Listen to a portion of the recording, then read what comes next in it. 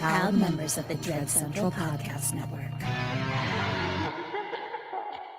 There are certain rules that one must abide by in order to successfully survive a horror movie.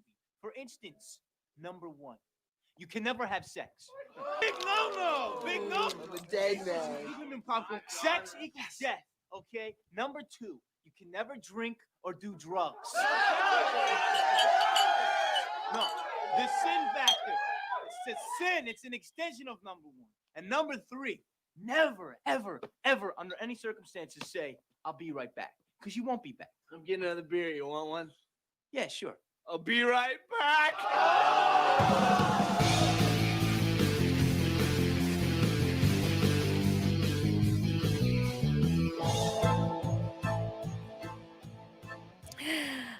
Hello! And welcome to Drunk Horror. Yay! Happy Halloween Eve. I'm going to light my ceremonial candle so that we may begin the festivities. We are Kim and Ket from Kim and Ket Stay Alive. Maybe we do a horror movie comedy podcast. And tonight we are going to tell the movie to our friend Paige, the Madam of Horror, to see if she can stay alive. Everyone give a big welcome to Paige. Yay! Hi. Hi. How are you? We're good. Everyone in the comments, please say hello. Hi. Oh, thank you. We'd love to know who's here. Yeah. Obviously, since it's drunk horror, we're going to start off with a fucking shot. Here we go. So Wait, I'm not ready. I'm not ready either. I have a fucking what Kim, is it is peanut butter whiskey, but ma'am, a mason jar a mason jar of peanut butter whiskey from Catherine's house. Don't worry, I'm gonna put it in a shot glass. Also, guys, I haven't drank a shot since January. So you guys are in for A shot glass. Oh, cute. Oh my God, I love it. Here's my shot glass. It's my favorite shot glass. Nice. I just poured a massive shot. Nice. All right. Shall we cheer? One down. Hold on. Does everyone have their shots ready? Yes. Everyone listening. Dino Hall's out. Tits up. Cheers. Oh, God. It's so delicious. It's like a spicy peanut butter in my throat. Peanut butter whiskey. I missed you. God, it's so good. It's so. Have you had it before, Paige? Mm-hmm. God, it's so good. It's like so sugary though, and I know drink it that I had to just stop. Yeah. What else are we drinking? I also have a pumpkin ale, which I was very excited to drink a pumpkin beer. Yeah. Where did you? Eric had trouble finding one, but I did get a limited release craft cider pumpkin flavor. Bougie. Already drunk. I think I just finished the word flavor. You did. Or. Uh-oh. Well, here we go. Kim is drunk off ass shot. Hold on. Since we are okay, I guess give me 1 second because we're live, so we have to. Paige, are you wearing your headphones? I am. She is. Is the sound okay? Eric, why don't you step in and troubleshoot real quick? We're live, guys.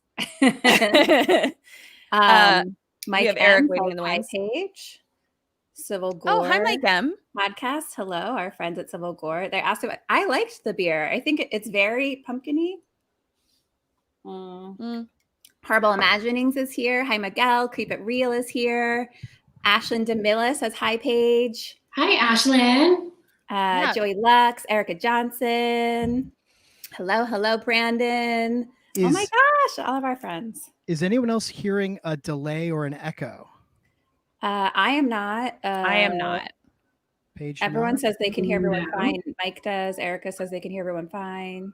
Then that's just over here. So I will deal. Cool. Nate All right. Stevenson says hi, Paige. Nate Stevenson, Nate Stevenson, the one and only. the one and only. This is very exciting. Mackenzie Parker's here. Mackenzie! Yay! Here. So I guess we're gonna say what we're gonna do. Welcome. So the Also, idea 10 out of 10, guys, for this one. 10 out of 10. Yeah. Nice. Yummy. So if for those who have not heard our podcast, what we do is one of us will tell the entire movie of a horror movie that the other one has not seen, step by step, play by play, and then we play a little game to stay alive. Normally, one of us tells it, I tell it to Kim or Kim tells it to me. But today, we are both going to tell it to the Madam of Horror herself, Paige. Horror. I get to play tonight. Horror. Yeah. And so we give points. It's really up to us. We get to decide if you're living or dying or what's happening. Yeah. When Paige gets a point, we'll drink. When she doesn't get the point, she drinks. Right. And everyone else drinks All the every time. time the bell dings and doesn't ding, and always. Should we do that thing where if we say, like if we say a certain word everyone Oh, has to you drink? fucking bitch. Okay, yes. If anyone has suggestions, put them in the comments. Yeah. Nothing crazy that's like a word that we're gonna say 1,000 times. Yeah, we but- can. Don't make it like the. No. Like baby, Get the. sunglasses, Oh, Dread Central. Baby Dread Central's Hi, here. hi. Woohoo. RS, I don't know who that is, but hello. My Aunt Liz, hi. So I was just going to say something when you were talking about scorekeeping. Oh, what I was going to say was for those of you that don't listen to our podcast. So every question you have an opportunity for 2 points because one is what the character would do and then the other is what Paige would do. So in actuality, one of the points is not arbitrary. One of the points is right or wrong. And then the other point is if Kim or I like your answer. So, yeah. Right. Ketrin is freezing for me a little bit. Am I freezing for anybody else? Mm-mm. No. Okay. Great. Great. And what was I gonna say? Oh, what words should we do? Sunglasses? Okay. Yeah, let's do sunglasses. Horrible I like imagining. Interesting. Sunglasses. Great. Hand in hand should lead to a shot. Night. Oh, okay. That's a good idea. Okay. So if you do hand something in hand is like when you do when you say what the character is gonna do and you decide to do the same thing. So you're like, oh, we're gonna do it hand in hand. Yeah. I don't know if I can do that on any shots. We'll see. Yeah. Or cut to someone says we say that a lot. We do say cut. Kim, how am I looking for you right now? Did I catch up with myself? Yep, you're good. You're good. You're Okay, good. great. It just like was a little spinny for a second, but it might be my internet. We don't know. Yeah. Normally at the end of things like this, you would kind of be like, hi, this is who I am. This is what I'm doing. Here's where you follow me. Da, da, da, da. We're assuming we might be drunk. So we're just going to get that out of the way right now. Yeah. So Paige, where can people Yes. follow you? What do they need to know about you? What's going on? Oh, okay. I have a horror blog called Madam of Horror. You can find it at www.madamofhorror.wordpress.com, I think. If you Google Madam of Horror, my Facebook page comes up and a link is there. I think that's the link. My Instagram is at The Real Paige Taylor. And again, I'm on Facebook as Madam of Horror. So please follow me and let's chat about all things horror together. Yay. Yes. I am Ketrin, which I don't know if I'll know that by the end. So I'm just going to say it now. And my I'm co-host already- is, you're my Kim- co-host. Yes, Kim? That's you? Early Burns. Kim Drunkerly Burns. Oh my God. I haven't seen this lady in so long. Yeah, I didn't stop drinking in January. I've had like 3 drinks since January total on 3 separate days. So I haven't even had more than 1 drink at a time since January. So needless to say, I told Kim to do the first half of the movie. This is a Then I'll be great idea. So yeah, you can find our podcast wherever you listen to podcasts, and you can find us on social media at KKKSAM podcast. And then We have a Facebook group too. Yeah, you can join our Facebook group. It's called Sammy's Stay Alive, maybe. And everything's on our website, kimandketstayalive.com. Yeah. Is there any other business? Do we need to talk about more things? Everyone, Give me I haven't been drinking a lot lately either, so I already feel that tequila shot. oh, yay. So this is going to be fun. Yeah. Give me 1 second. What's everyone else drinking? Put it in the comments. Mackenzie says, finish your drink if either Kim or Ket makes up a word by combining two or more words. That's definitely going to happen. Well, Mackenzie, we're not trying to give everyone alcohol poisoning. All right. Do we have any other business? Oh, there's something else that we do on our podcast where when we don't know things about like real life things that happen, we are like, oh, we're going to post-mortem this, which is like where we go and do research like in our Patreon. But tonight we decided that we're just going to drunk history the shit out of this. So I'll just be asking Ketrin about what that exactly means. And she'll be asking me and we'll tell you. Yeah. And here's the thing. Even if I have no fucking idea, I'm sure as shit going to talk about it like I do. No, yeah, no, you're going to tell us the exact right answer. I am. Exactly. Yeah. I'm ready to do this. Is everybody ready? All right. Hold out. Tits. Oh, we're doing another cheers. Tits up. Okay. Oh my gosh. I'm very excited. Yeah. All right. This is They Live. Yes. It came out in 1988. It's directed by our friend, John Carpenter. The writer was Frank Armitage, which AKA is Ketrin. Who? I forget. Drunk history. The cousin of Fred Armisen, but he changed his name so as to not be so closely associated because they have very different political views. Correct. Except it's the pen name for John Carpenter. That too, as well. John Carpenter, cousin of Fred Armisen. Yeah. Yes. Oh my God. Yeah. Little known fact. Yeah. So John Carpenter actually wrote this, but he like put a different name on it, and it's based on the short story 8 o'clock in the morning by Ray Nelson. Oh, interesting. So we start with the characters, and Paige has to guess if they end up dead or alive. Mm. So number one, Nada, who is the one, the only Roddy Pipey. I just said Roddy Pipey. Roddy Pipey. Pipey. Roddy Pipey. Do I know who that is? The wrestler, Roddy Pipey. Okay. Well, now he's Roddy Pipey. I'm just gonna like picture The Rock Oh, from here on out. you know Sure. The wrestlers. I'll give you a little. So he was a wrestler. I guess he was a wrestler in the 80s, 90s. Okay. Sure. This I do know about him. So he's from Canada, and he used to wear a kilt. That was like his thing. Yes. Was that he wore a kilt. He also guest starred in an episode of Always Sunny in Philadelphia. It's Always Sunny in Philadelphia. Oh, Uh-oh. About a he'll wrestler. always be Rowdy Pipey now. Roddy Pipey. So is he dead or alive? He is alive. And then Frank / Keith. Both dead. Both Holly. versions of him. Just Holly. Holly. Yeah. She's dead. Drifter number 1, Hatbeard. Meaning Okay. he wears a hat and has a beard. But he's a drifter, so he's dead. Right. Mhm. Gilbert.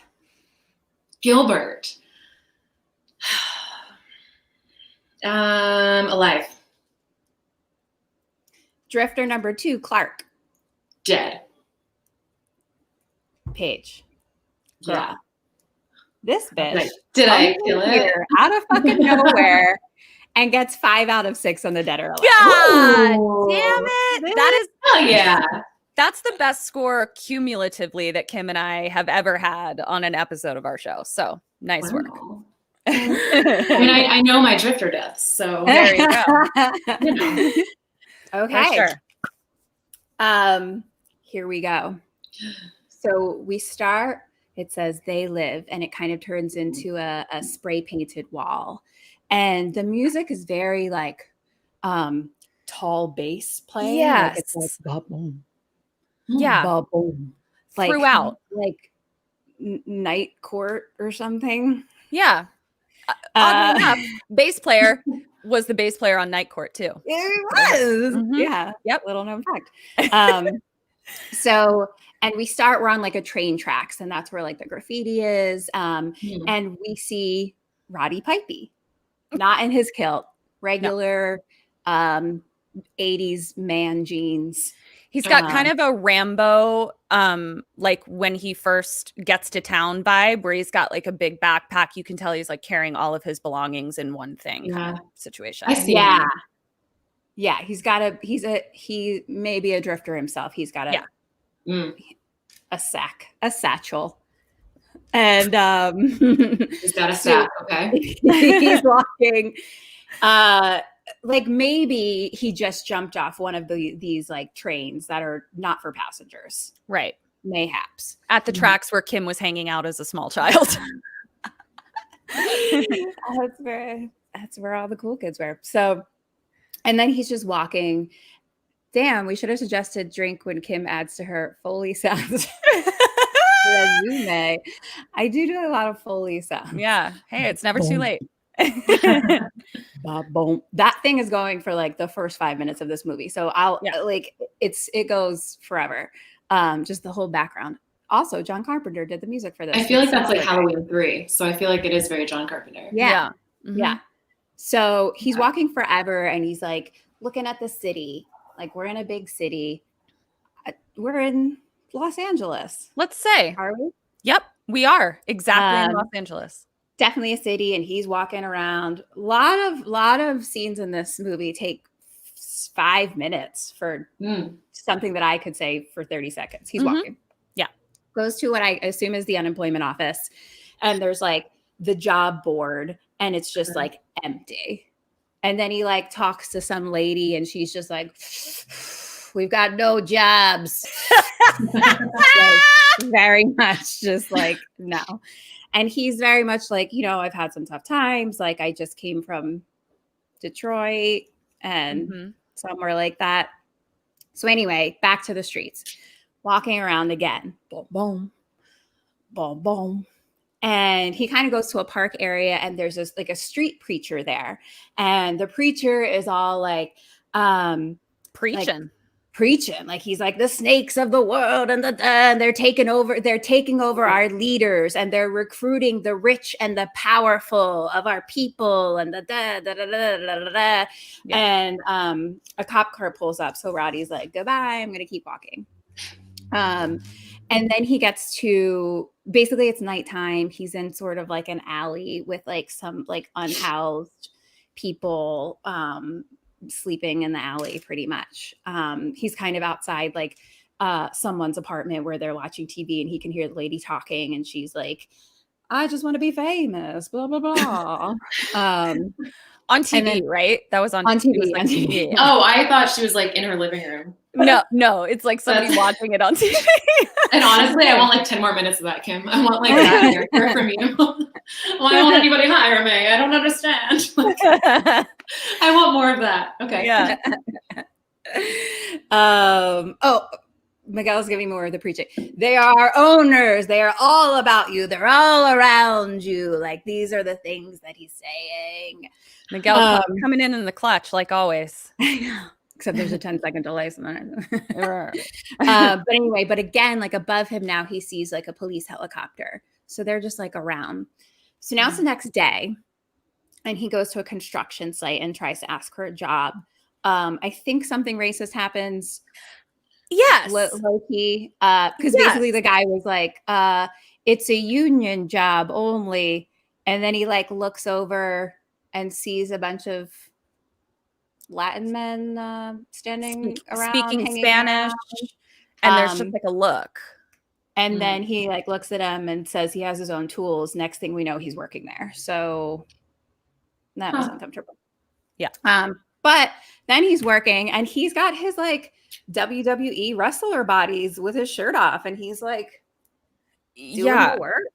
Listen, he's not my type as a whole, but like his shirt, but I was like like, his shirtless self is my type. yeah, no, he could pick me up and throw me around. That'd be Oh okay. yeah, sure. But he what was I gonna say? She's a WWE and he's working. Oh, you know that fucking work. He's like the music video for that. Like literally, yeah, he's a yeah. construction worker. No, work. Oh, fuck, god damn it. Oh, Fifth Harmony. Yes, thank you. Yeah. I love making fun of that song. I know exactly what you're talking about. But Yeah. also, is anyone like? I'm sorry. Is anyone like super turned on by that music video though? Work I'm from home. super. Yes. I'm very turned on by that whole music video. My acting teacher like Okay. showed it to us like in class once because she was like, my like, I don't know, 7 to 10-year-old is watching this music video and like I'm uncomfortable about it because I'm watching it and like Yeah. Yeah. Anyway, he's a construction worker. Roddy Pipey is in the music video currently for work. Yep. Mm. Exactly. Okay. Then we see another construction worker, and it's Keith David, who is named Frank in this movie, and he's in a lot of 80s movies. He's in The Thing as I don't as Jonathan. no, I don't remember his name, but I know him from Requiem for a Dream.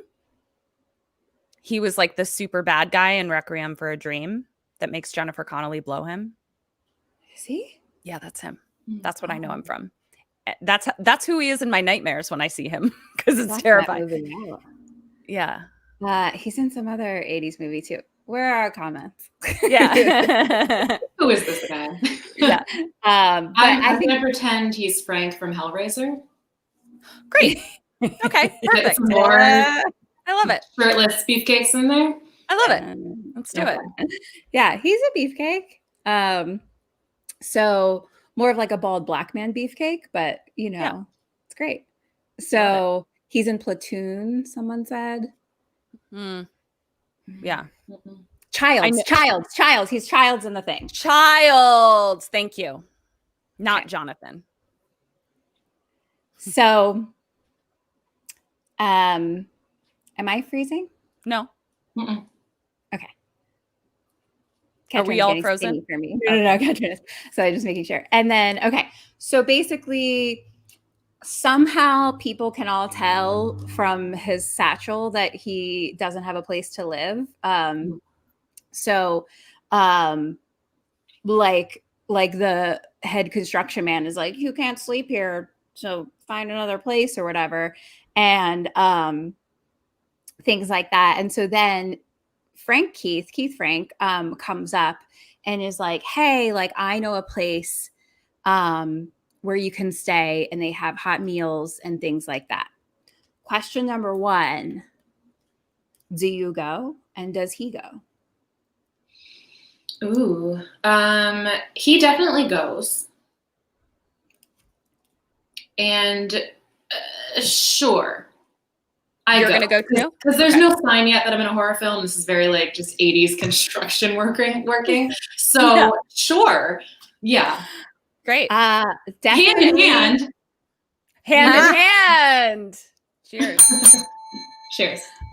Definitely point for him. I think point for you too. It's fine to go. Yeah, I think it's fine to go.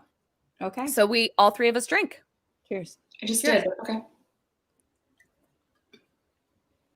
Okay. Hand in hand.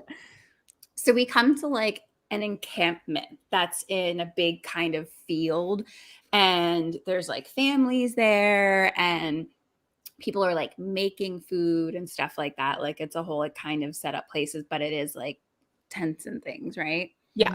And I would call it more like an abandoned lot just because like a field, we're in like a city. So it's like more like an abandoned lot as opposed to like a field. Correct. Yeah. It's like on a street basically. Yeah. And so Frank's showing him around and he's like, oh, this guy, slicked back hair guy, Gilbert, he's good to know. He'll help you with anything. And he's then like, Gilbert is a guy that's helping like serve the food and stuff like that.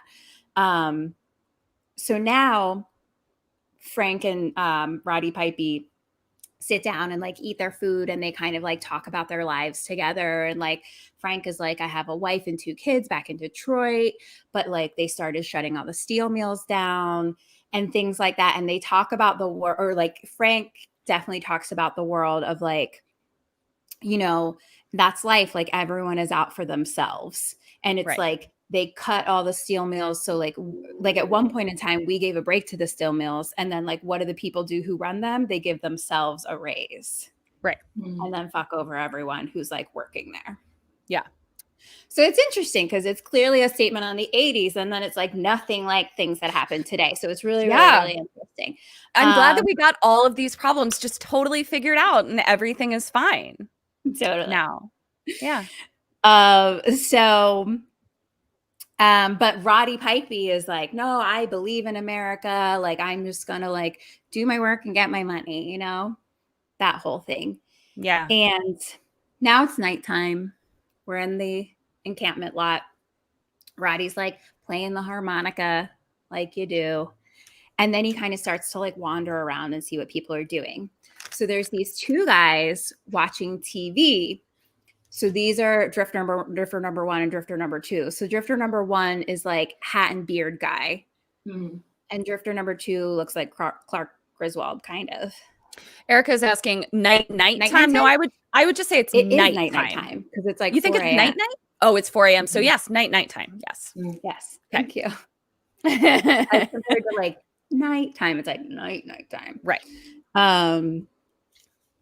And so these dudes are like watching TV, and it starts to go all scribble scratchy. And some other guy kind of like gets put in, and they talk about how it's like a hacker who's like done this. This is like the second time tonight. So it's like someone kind of like usurping the feed Signal. Yeah. signal. And he's talking about how we are all asleep, and that like very recently, like this we started doing this thing because scientists, a movement, if you will, scientists have like recently discovered that they are sending signals, like some they kind of thing, and that the poor and the middle class is growing, and racial justice and human rights are no more. Again, And I can't relate at all.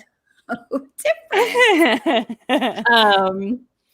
And then our street preacher happens to be like on the sidewalk right there. And as this guy is talking, the preacher is like saying the words with him, like just kind of on his own. Like he's just standing there being like, yeah. Not weird at all. Okay. Yeah. right. Exactly. And the guy on TV is like, you know, say like they want us like goodbye to like your consciousness, like the way that they survive is for us to be asleep and for us to stay selfish and all of these things. Yeah. Just so different. It's a different world. I did hear that John Carpenter wrote this maybe as a statement on Reaganomics, which Ketron is what? An expert on. I am an expert on trickle down economics, which is when wealth it rains down from it trickles down. Yeah. And everybody gets it. Everybody rich, and then that no money trickles down to the people that aren't rich. Exactly. Yeah. It's like a delightful little rain shower of riches. Yeah. So back in the encampment, like across the street from it is this church. And so our friend Slickback Hair Gilbert, who like knows everything or whatever, goes up to the preacher, and Roddy Pipey's just watching all of this. Like he's just like taking notes, like, okay, you know. And Gilbert goes up to the preacher, and they're clearly like arguing a little bit. Like we can't really tell, but we can't hear them, but he's like clearly upset with him.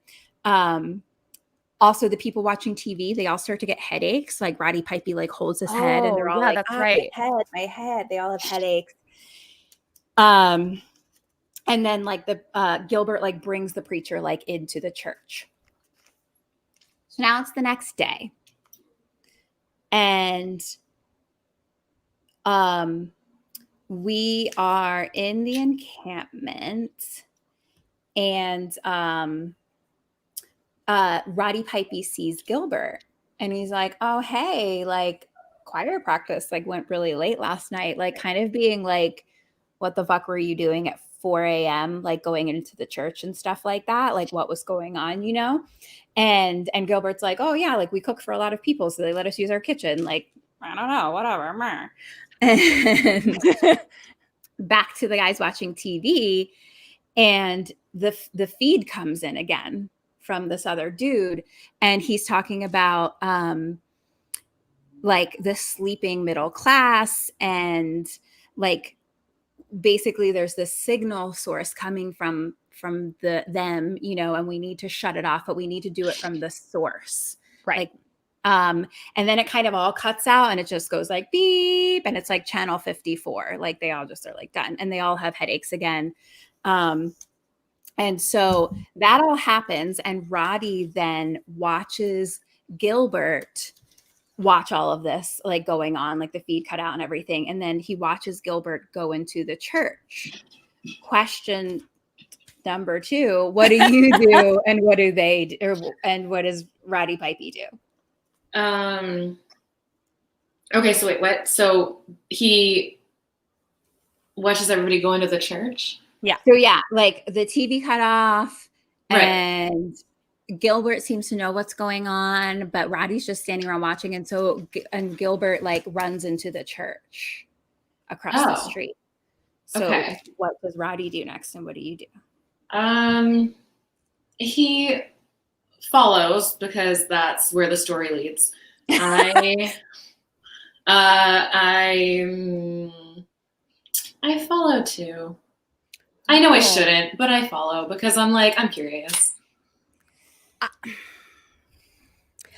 So Kim, I'm going to say that isn't a choice in and of it. Yeah. That isn't a choice in and of itself that would get her killed. So Paige, are you doing this hand in hand? I'm doing it hand in hand. Hand in hand. Okay. This is not planned. That's a double ding and a hand in hand. Double ding is a waterfall for everyone. Right. Do you see what I mean though, Kim? Like I feel like that. Yeah. Okay. Yeah. He goes into the church, but he goes kind of to like the back door, to like the behind room, not where all the pews and shit are. The backstage of the church, if you will. Area. Yeah. And he could hear like a choir singing inside. And he goes into the backstage, and there's a table there, and there's like chemistry shit everywhere, like meth lab ? I had the same question mark. And he's kind of like looking down all the table, and it's like meth lab, sunglasses. Yeah. Ooh. Yeah. Oh, is that our keyword? Okay. Sunglasses. God damn it. And then on the wall is painted, "They live, we sleep." Yeah. And then he says, sunglasses. And then he says, he sees a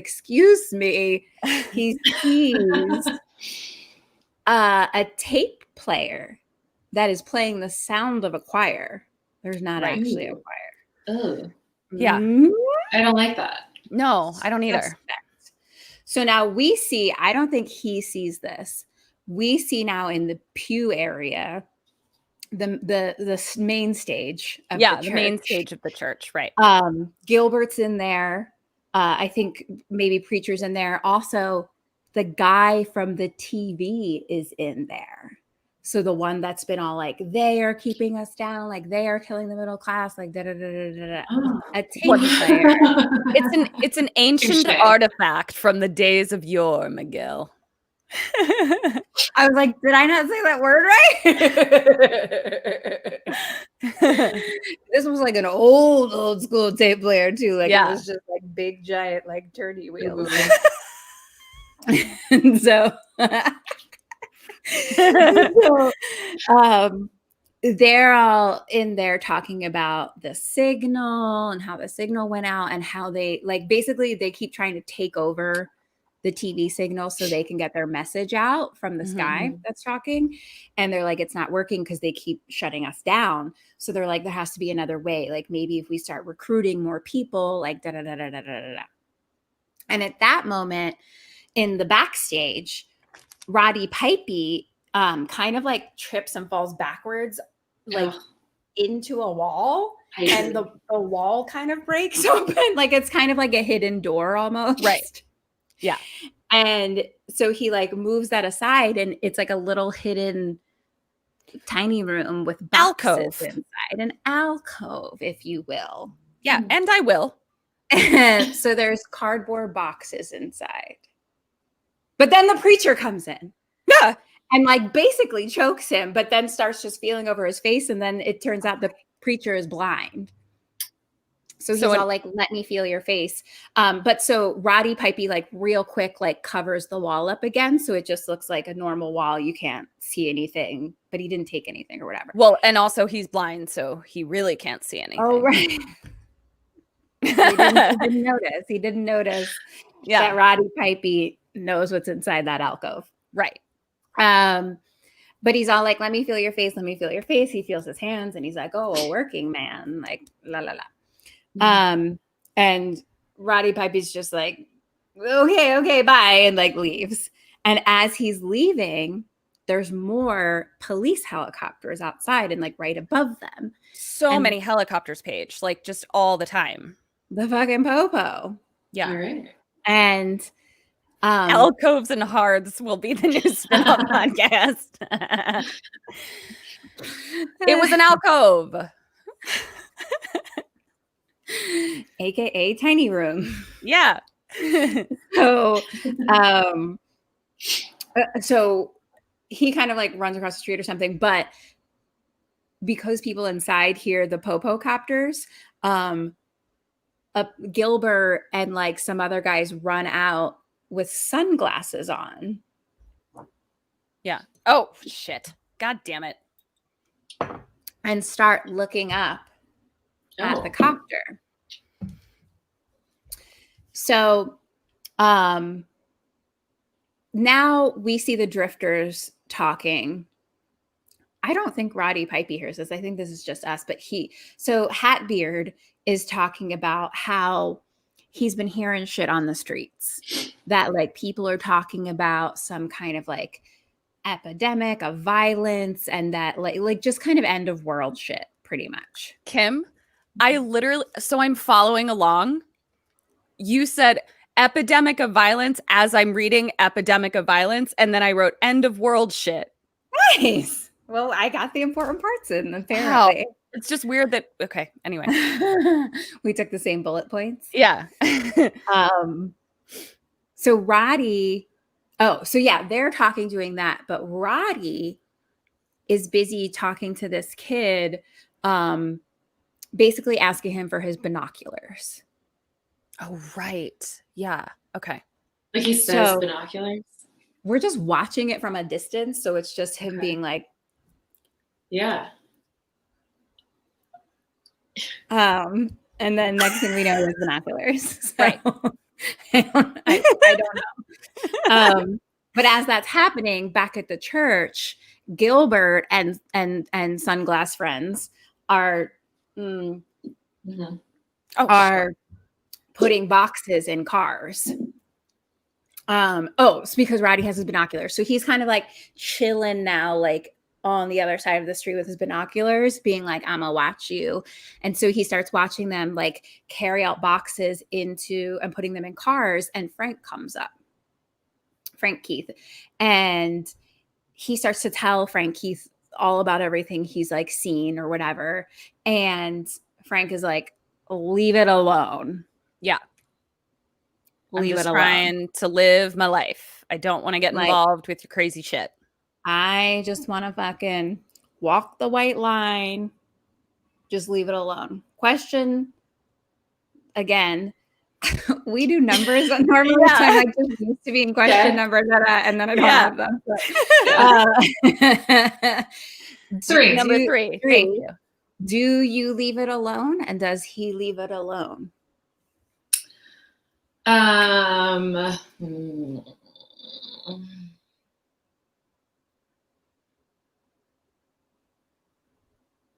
Can it be like he does for now?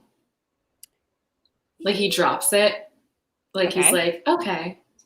Yeah. Okay. Yeah. Like we're gonna see this again, but like, yeah, okay, I'll leave it alone. And then I'm like, the fuck I will. What is this shit? So, Oh, okay. Now, okay, we're getting into dangerous territory with whether or Okay. not Paige is staying alive. So what are your thoughts on this, Kim? Okay, she's not gonna leave it alone. Like she just said she's not going to leave it alone. It's tough. It's tough. It's tough. Yeah, because it's also like, well, we know things But if Paige doesn't leave it alone, it doesn't mean that she she's might going to make gain a whole bunch. information. but That's she true. It doesn't mean that she's going to do some other things. So Okay, let's give it to her then. we're gonna give a point for Paige. No point for Roddy Pipey because he hand in hand like you is like, bitch, I ain't leaving it alone. Yeah. Point for you.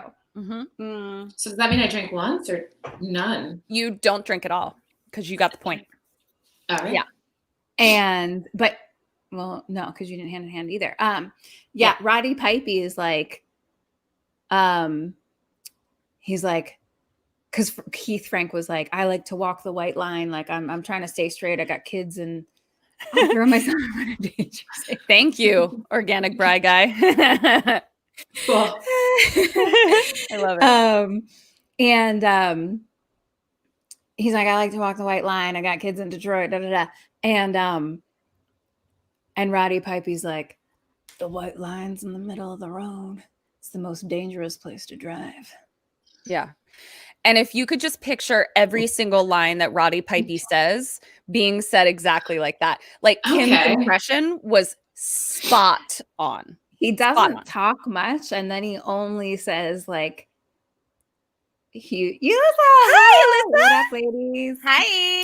Hi. Organic Bri Guy is back. Oh shit. I Hi, love that. back. Hi. What was I gonna say? Ooh, now I got distracted. Sorry. He said something really cheesy, but he thinks all it's of his important. lines are that. Like he all said his it like it's lines are important, just but you're like, huh? Yeah. Yeah. yeah. Like he's Okay. never just having a normal conversation. Like No. he's just like, He's like looking for an opportunity to like drop the mic with every sentence out of Yeah. his mouth. "Where's Yeah. I'm my getting idea?" that. Okay. Wow. Kim, we're redoing this movie and we're casting you as Roddy Pipey I'm in. for sure. My wrestling moves are prepared. Oh, yeah. So, what was happening? White line. Wait, Now wait. it's nighttime. So Roddy Pipey is binocularing, and then it's nighttime, and he's still binocularing. He Yeah. just stays there forever, binocularing, and so he's just staring at the fucking church. And then all of a sudden he looks up, there's another fucking cop helicopter, but now the guy is sitting on the edge of the fucking copter with his gun drawn. Yeah. Ooh. Like shit's getting very real. So then people start running out of the fucking church, and then fucking cop cars start like driving fuck up really quick. Like people are, and people from the church are like getting in cars and running away. And it's cop cars. And then it's fucking cops in riot gear, like running up, followed by a fucking bulldozer. Yeah. Oh, the cops have themselves an RV. What movie is that from? My favorite. Eric knows. I know. It's Die Hard. Die Hard. I know. So they fucking have a bulldozer, and then what they so it looks like all the cops pull up to like the church, and they all have like their guns drawn at the church, and it's like church, and then the bulldozer comes up and turns into the fucking lot and starts just bulldozing the encampment. All of their shit. Oh no. All of their shit. And Like, then the people riot still gear in- cops are just yeah. like so it's like chaos. Yeah. I think it's just With a couple like oh yeah, because it starts monster trucking. yeah, That was exactly. good, yeah. So yeah, they're like bully dozing the whole thing. I noticed a little burp spot behind Paige, and I probably drank. Little boots, Matt. For Yeah, those thanks that for the other don't, day.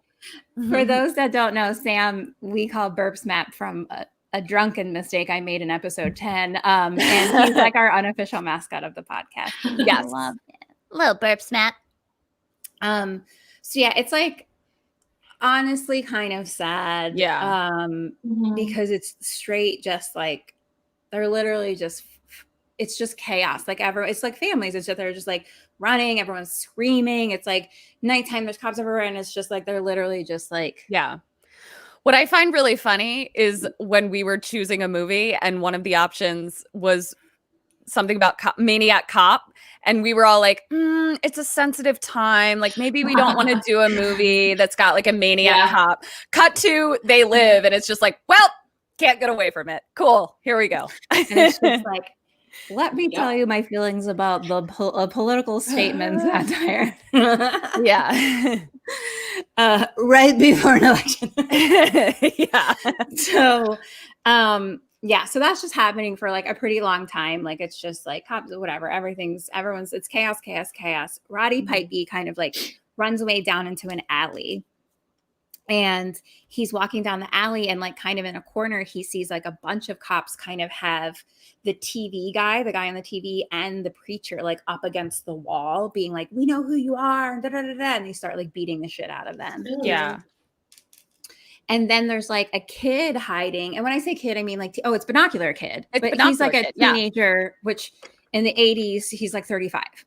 Yeah. You know, because Clark Griswold also had a daughter who I was like, is that his daughter or his wife? Like, oh, I thought that was his wife. but she said daddy at some point, and I was like, Or she's like, daddy, I have a headache. But did she mean daddy, or Daddy? did she mean daddy? Do you ever play that game, Paige? When I used to work at a restaurant, maybe it's more of an LA thing, but we'd always play that game being like, is that a daddy situation or a daddy situation? Yeah. Oh yeah. Anyway, so he's like, Binocular, 35-year-old teenager, hi. And the kid's real scared, and he's like, come with me. So he like helps him. And so they run down the alley, like into it, like they avoid some cops and run into a building. And Clark Drifter and his daughter are in there. Yeah. And some other dude. And so he's like, Binoculars, go hang out with Clark and his daughter. You're a family. This is your son, brother. Yeah. Things got weird in this camp. Okay. Things got weird. So they're in some room, and Roddy Pipey is just watching through the window. That was me through the blinds. I was like, what the fuck now? And then it's more shots of like it's more shots of the cops in the encampment ruining everything. Yeah. Yeah.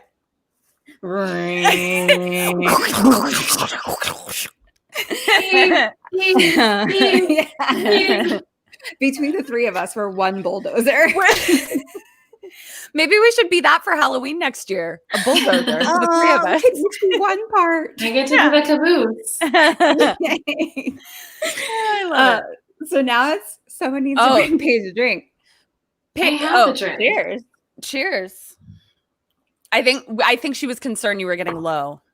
That's why. Oh. I'm like halfway through.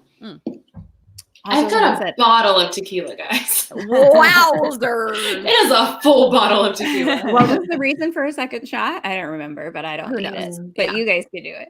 Yeah. So now it's the next day. Mhm. And we're back in like the camp lot, but it's like kind of empty and destroyed and stuff. So people are all the like regular people are just there like picking stuff up. Like our son Yeah. brother is like picking Yeah. things up, and like the church kind of looks from the outside that it's, I don't know, been invaded a little bit. And so Roddy goes into the church, into the backstage. Yep. Then he sees the wall where they had painted like "They Live and We Sleep" or whatever, and it's been painted over in white. What does he do next, and what do you do next? Question number 4. He starts chipping away at the wall. And he's like, I knew it said something here. I don't know. And I just So leave because, like, cute. why am I there? I want to give a hint. Okay. I never get hints. Because we do this all the time. Okay, fair enough. Fair enough. What's the hint? I So- have a hint. It's more that it's something we've talked about in the backstage before. Oh, the wall. Mm-hmm. He goes into the wall. Oh, hand in hand, we both go into the wall because I want to see what's in the wall. Cheers. Double Nice. ding! Double ding. Please pause. I need to open another beer. Uh-oh. Guys, I haven't had a pumpkin beer in so long. I'm so I excited. know. I'm kind of jealous. Okay. Hand in hand. Good job. Very He nice. does go into the wall and Yeah. he grabs a fucking box. Okay. In the alcove. In the alcove. In the alcove, yeah. And that's my Aunt Liz. Aw. Hi, Aunt Liz. And so he John takes Condon is with me that you're playing favorites. Moving right along. Moving right along. I am playing favorites. You do this all the time. I know. This is All Paige's right. first time. Continue. Also, I can't I be said sure. scrape at the wall. I mean, maybe he would have fallen in. I know she was. That's why I gave her a hint, because she wasn't just like, she said Yeah. wall basically. She was so I at was the like, wall. I was like, she's I at the said wall, but she wall. can't remember what the wall Right. has. Right. So she was so close. So he takes I'm the remembering that box. this movie sounds terrible. And I love John Carpenter. Like, hello, God, John Carpenter. But, like, this movie sounds awful. Well, I found it funny that you were picturing The Rock in your head, because as Eric and I were watching it, as being The Rock is another wrestler who Mhm. crossed over into acting, Eric Right. looks at me and goes, he's no Rock. Yeah. He's not. No. I think that's why he didn't continue on to many, many, many more movies. Yeah. Mm. Yeah. He's Why you no maybe don't Dwayne know The who Rock he Johnson. is. Yeah. Yeah. Unless you had 47 brothers like I did, and then like watched a lot of WWE as a child. Sure. So he takes the box into an alley. He opens it up, and inside are sunglasses.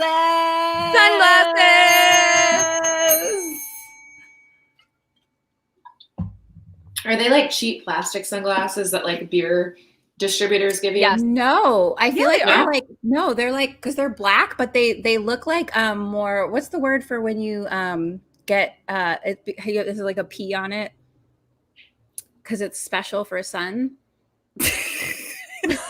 Oh, you mean polarized? Polarized. I was like, what? Thank Yeah. you, Paige. Okay. Like I've had a pair of polarized sunglasses before that like look like this, and they look like thicker. Like I have some sunglasses right here for my prop. And sunglasses. Gosh, now we're saying them nonstop. Okay. I hope everyone at home is drinking. Mhm. But special for sun. Yeah, the polarized kind. yeah, I And got you now. I don't know, the ones that I had like that were like a little bit, they were just like thicker all around. They were like Terminator sunglasses. So like nothing fancy or anything like that, but just like, to me, they weren't like the things that I know what you're talking about, that like, you know, someone leaves at your front door. Yeah. Right. Well, The who's what's it's, you know. We got it. probably. But he like opens the box and he's like, what the actual fuck? Like he starts like digging through the sunglasses, just being like, is there something more? Like what is this fucking for? I don't understand. Looking for the meth. Looking for the meth beneath the sunglasses. Yeah, he's like, I thought this was a meth lab. Mm-hmm. So then he takes a pair for himself and then he hides the box in a trash can in the alley. Mm-hmm. Which I thought was an interesting choice because I was like, seems like the trash might get picked up at some point. Yeah. And Yeah. like, okay, whatever. Like he hides it like under some papers and stuff, like in a fucking Oscar the Grouch trash can. Right. I just think there's better hiding places. I don't know. So now he's walking down the street and he puts on the sunglasses. And all of a sudden everything is black and white. And he's like, what? And then he puts them on and he looks up at a billboard and the billboard is completely white and it just says obey. Obey. And he's like, oh. because when he takes them off, it's like an advertisement for whatever. Yeah. And he's like, obey, advertisement, obey, advertisement, obey, advertisement. Like he literally is like, what? And I was just brought a pumpkin beer. Aw, Sorry, I'm so excited. yay! I was like on the down low, like texting, can I have a claw? Best husband And I ever. got love both. Okay, sorry, go ahead. it. It doesn't take much. Ding for Paige's husband. So then he's like, that's weird. And then so he puts them on and looks at another billboard and it says, marry and reproduce. Yeah. And it was like a picture of like a lady like on a beach or something like that. Yeah. And so then he starts walking down the street with his sunglasses on and he's all like, everything you see just has all these messages. It's everything is black and white. Sunglasses. Oh, yeah. Everything is black and white. And it says like, obey everywhere, obey, marry and reproduce, no independent thought, conform, submit, buy, stay asleep, watch TV, no imagination, don't question authority, all these things. And he starts walking by a magazine stand and all it is just every magazine just has like a different thing across it. Like just like that. It's all just like a blank white page with like dark words saying it. There needs to be gifts of Kim's sunglass action. Isn't that what he does? He literally It is. Yes. It's 100% what he does. And he does I think there's actually a gif of that. Oh, of really? him doing that. Yeah. I like it better when you do it. Me too. So he is literally just like, the fuck is happening? But so he's just standing by this magazine stand and he picks up a magazine and again looks through it and it's just full blank white pages with just like one word written across, like something like that. And then he'll take them off and it looks like a regular magazine, like entire articles and stuff like that. So it's just basically subliminal messaging underneath everything he sees. I want these. Yeah. Me too. And so It looks so demonic right now. I love it.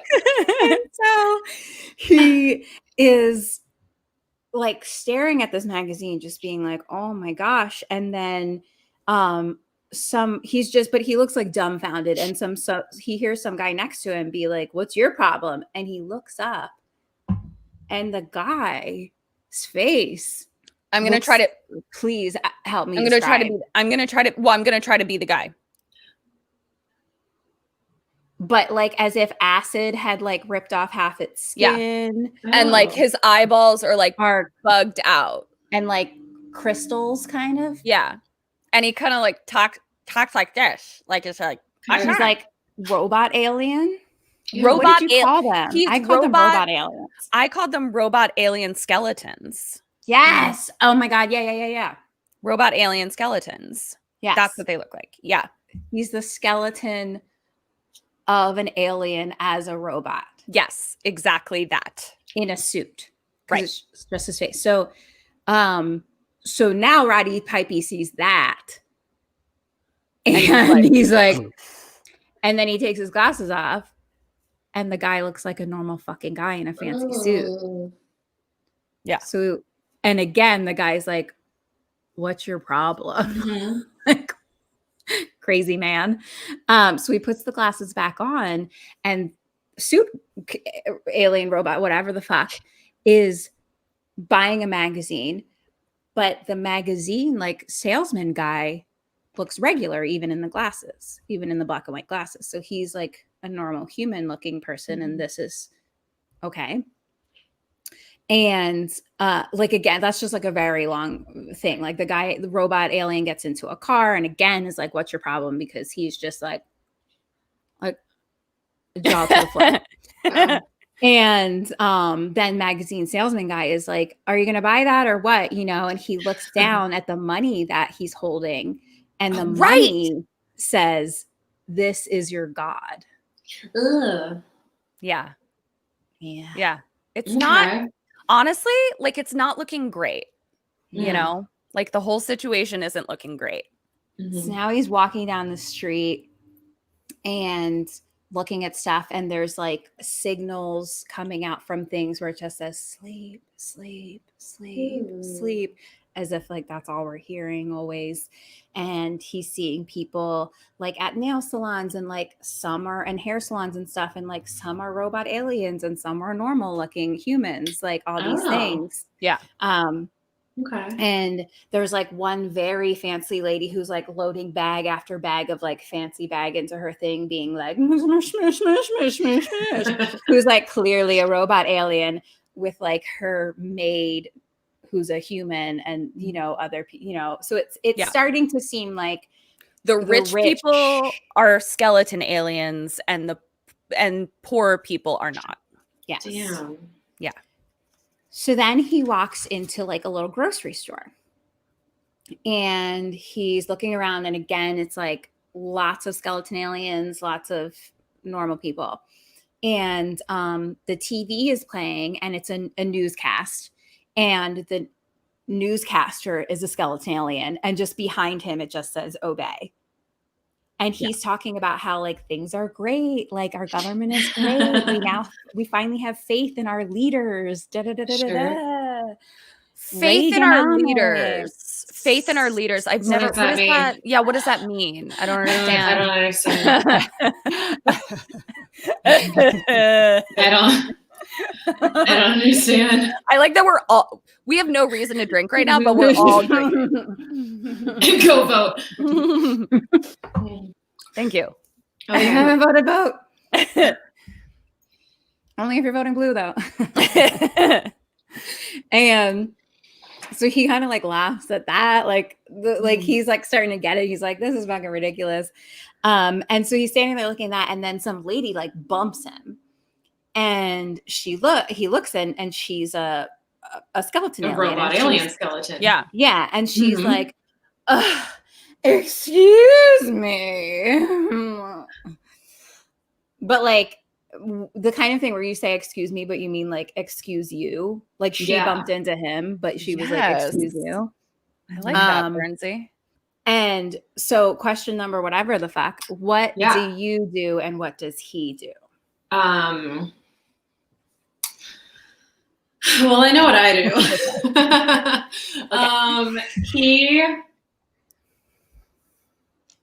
He kind of does one of these. Oh. Is that an answer? I'm sorry. Yeah. What's going on? I like it. I like it.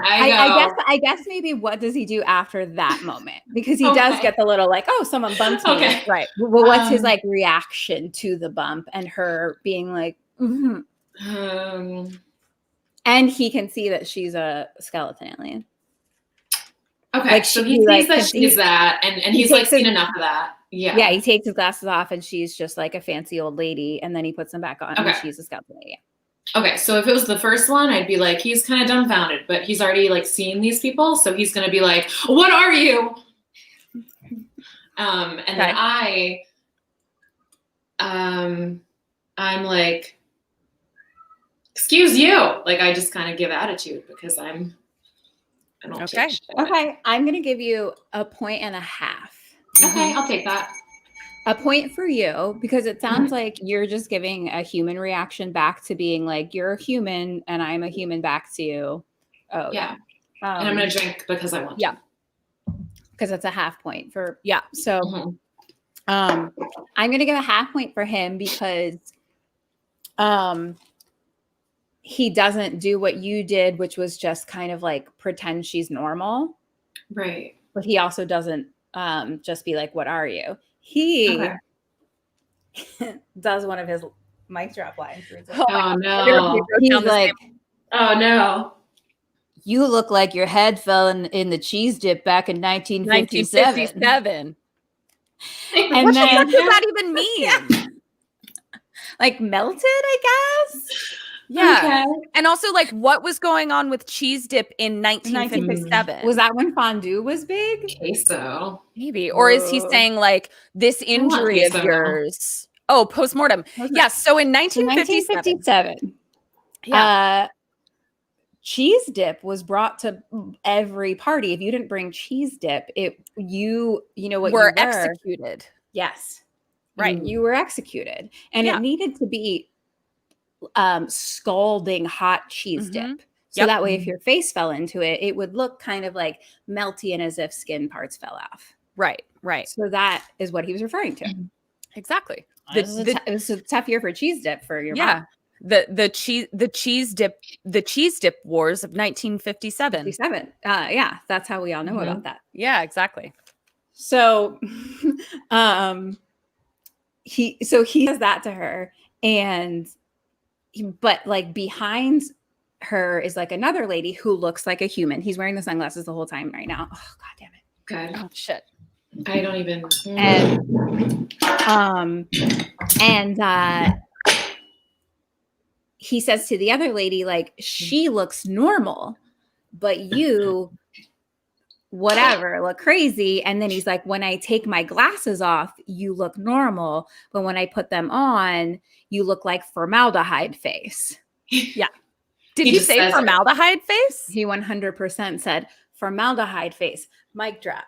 Oh, okay. All right. All right. Nice work, Roddy Pipey. So he completely called it out then. Yeah. So fucking old skeleton face lady gets on her fancy Rolex watch and starts talking into it and is like, we found one that can see. Ooh. And then all the other robot skeleton alien faces in the grocery store are all getting on their robot watches, like as if they all communicate to each other through their fucking Rolexes. And they're all like trying to describe him, like white male, wearing sunglasses. Fucking A. God damn it. I don't even mean to at this point. We need to call them like eye protectors. Those eye protectors from the sun that begin with a P. Polarized eye shields. So he goes outside. And again, he's just getting feisty. Like, he's just like, I don't know what this is. Like, he's like, oh, I'm not dealing with these people in here. He goes outside into the street and then sees another skeleton alien lady who is all fancy looking. So she stops at like a store window and like fixes her hair in the window kind of thing, like people do. But he can see what she looks like. So he's like, oh, that's like pouring perfume on a pig. Okay. And then he's like walking down an alley. The cops are there and they grab him. And the cops also are robot alien skeleton faces. Yeah. Yeah. And the cops, though, are definitely trying to like calm it down because Roddy Pipey is like, and the cops are just like, dude, we can like make a deal. It's totally fine. It's all good. Like, he's also like, you look just as gross to us as we do to you. Rude. But he's like, we can make a deal. Like, let's just like go someplace. We'll just take you someplace quiet. and we all can talk. Question. Nope. What do you do? Nope. What does he do? I run away. Okay. Run away. Okay. He says, the ships come at night or some kind of stupid shit. Mic drop. I love it. Yeah. I'm gonna give you double ding. Ooh. Okay.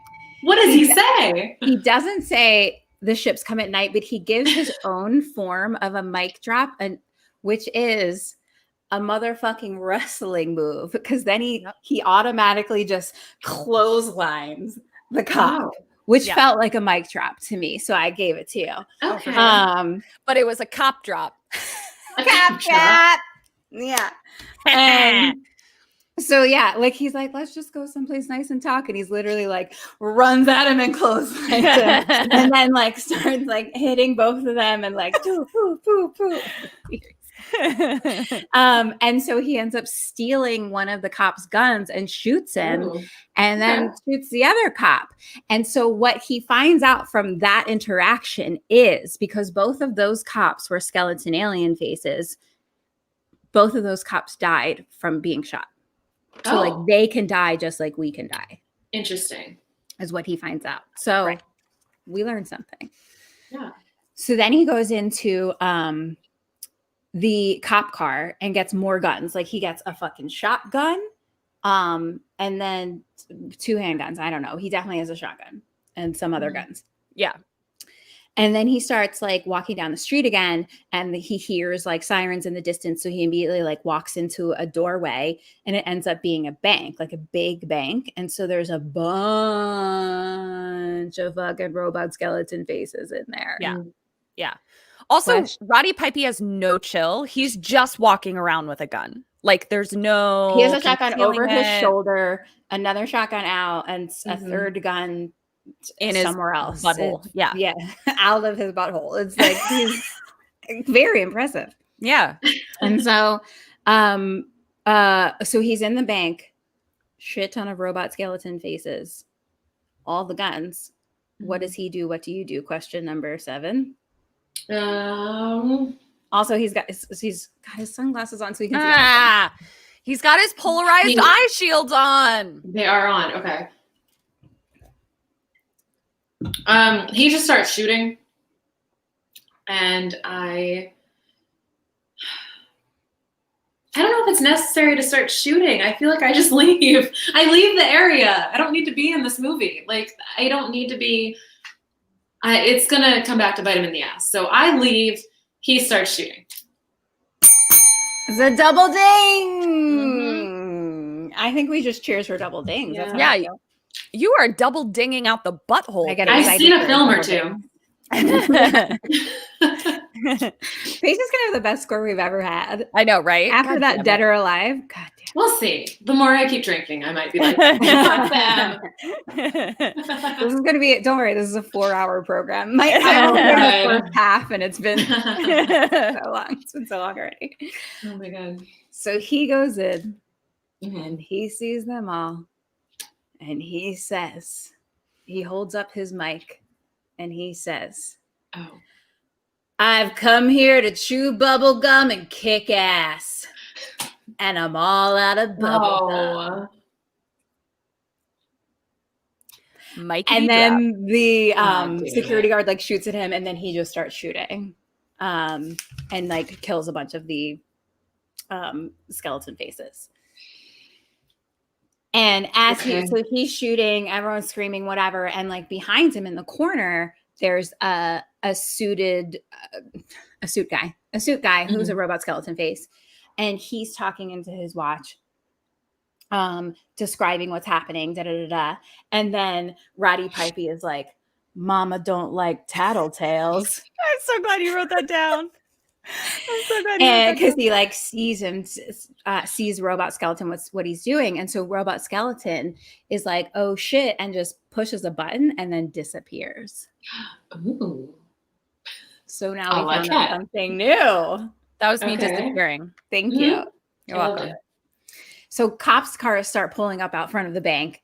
pew, pew, pew, pew, pew. So he runs out the bank into the back of the bank into the alley. The backstage And of the the bank. backstage of the bank, the backstage door Yeah. he takes into the alley. And then there's a fucking 1980s drone above him, which I think is interesting because I bet they didn't have drones then. Because, Ketrin, Yes. tell us about drones in the 80s. So drones were very primitive. Probably didn't exist, right? They did, but they were very Or when primitive. did They they were start? actually operated by a little man on a bicycle that like kept it going. You know what I mean? Right. So like sometimes they would fall if the little man got tired. right. So like the technology was behind, but they had the idea, you know. So the normal man has never seen a drone in the 80s, though. No. It was only for very, very wealthy situations. Right. Who could afford a A bicycle? little man on a bike. Mhm. Right. Exactly. So there's a drone above him, and to him it's like a little flying saucer machine. Mhm. And he's like, "Oh, this is how you're spying on me, eh? What do you do and what does he do?" Question number 8. He goes the bang bang bang at the. I don't know why he's like Italian. A bang, a bang, a bang. I love There's it. no You're sorry right. ancestors. a bang at the flying saucer machine. And I this hand is on the gun, and hand in hand I'm shooting with him. Ooh. You got to shoot the drone. They're watching Yeah, you. they're They're watching watching you. You gotta shoot the drone. Okay. He also shoots the drone. Mm-hmm. And then Drones for the new cheese. Yeah. Mm. the drones were the cheese dips of the 80s. Yep. Right. Exactly. So he's in the alley, and from like the side alley comes another cop. Stage Real left. quick. Stage left. Mhm. Yes, comes another cop, pulls a gun. This cop is not a robot skeleton alien. Oh no, John, come back. Undeceased. He's a human cop. Yeah. So it's not just like everyone is everyone, you know what I mean? Okay. Like it's kind of like, okay, this was like a human guy. And so Roddy Pipey is like, has a shotgun, and like the cop has something smaller. So he's just like, drop the gun. And the cop does. And he's like, okay, like beat the streets or some fucking shit, drops the mic, like get out of here. And lets him run away. So we also see like who Roddy Pipey is in that moment, where he's like really only killing the skeleton robots. aliens. Mhm. Yeah. So now, Oh, this is me. yeah, we get into you. Go. Okay. And here now we go. I pass the Woo! pumpkin. Where's my All right. pumpkin? Here. I'll take. Hold on. Oh wait. Oh boy. Wait. Oh, I wish. And it turns invisible when it comes over to me. There you go. Your turn. All right. Here we go. Good job, Kim. Thank you. These are very dirty. These are Did you have extremely- sunglasses too? Yay. Yeah. Okay. Eric brought them over. Oh, God damn it. Ooh. I didn't even Oh, God damn it. asking. Okay. Did you have polarized utensils as well? So, all right. Roddy Pipey. He decides to run away, and he goes and he hides in like what looks like a parking garage, right? It is a parking. It doesn't just look like a parking garage. It is a It is, parking in fact, garage. a parking garage. Yes. Ooh. And there is a woman getting into her car. She's the only person there, and she's getting into her car. And she definitely looks fancy. Very Mhm. fancy. Yeah. So he goes over and obviously like holds her up, and he's like, get in the car, and he tells her to drive. Now, this lady is so fucking chill for someone who just got kidnapped. Like, Mhm. she is chill as fuck. She is just like an 80s businesswoman. And she's just like, okay, yeah, here we she's go. definitely got some shoulder pads. Yeah. And she does have some business shoulder pads. And she even like, as the cops drive by, because the cops are looking for Roddy Pipey, she kind of like knows to like just be still, and he kind of ducks, and she's like, they're gone. Like she's just so fucking chill. But Yeah. also when he looks at her though with the sunglasses, fuck, I'm sorry. Oh god damn it. She is a human. She's not a skeleton. Yeah, face. she is not a skeleton face. Yes, thank you, Kim. But looks very Okay. fancy. So Yeah. like, because it's like you could have assumed she was that at first, and then he's like, Meg Yeah. Foster can only be chill. So Yeah. it's played by Meg Foster, who has eyeballs that are That the color of. Well, they glow. They glow I from don't- the inside out. It's They are. It's an eyeball I've never seen before. Yeah, it literally is like it It's a glows from the lining, inside an out. outer lining of blue, and then Mhm. and then slowly fades into white on the inside. Yeah, it was Okay. fucking incredible. with Gorgeous big lady. 80s hair. Also, if we're talking Skella Frank, she Mm. has a similar, I feel like, vibe and almost look to what's her face in Hellraiser. Yeah, I've been trying to think of her name. The comments will tell us. Her name is Not Kirsty. Not Angela. Kirsty. Actually, Angela played Angela. the wife, lover of Skella Frank in Hellraiser. It was, that was her middle name. Yes, exactly. Okay. So the cops drive by and he says to her, they're now like pulling away. And he says to her, are you married? And she says, yes. And he says, don't lie to me. And she's like, okay, no, I'm not. And he's like, okay, we're going to your place. And she's like, she basically like is like, I don't want to. And he's like, I'm afraid I must insist. Which So I this the is whole the time was part- like, yeah, like what do I do when I'm being kidnapped? I mean, I think you have to do it. You know what As I mean? a single lady, Yeah, like what it's- would I do? yeah. So they get to her place, and she's definitely like a wealthy person. Mhm. And like her neighbors are watching, and he's weirdly like holding her hand as he leads her places, like leads her into the house, and even like Because it's leads like her into her Into her house, house. into her, because yeah. it's like he has a secret gun behind her, but is like, hey babe, on the outside, so her neighbors Mm. can't tell. But then he Oh. continues to hold her hand once they're in the house and unobserved. So he's like leading her around.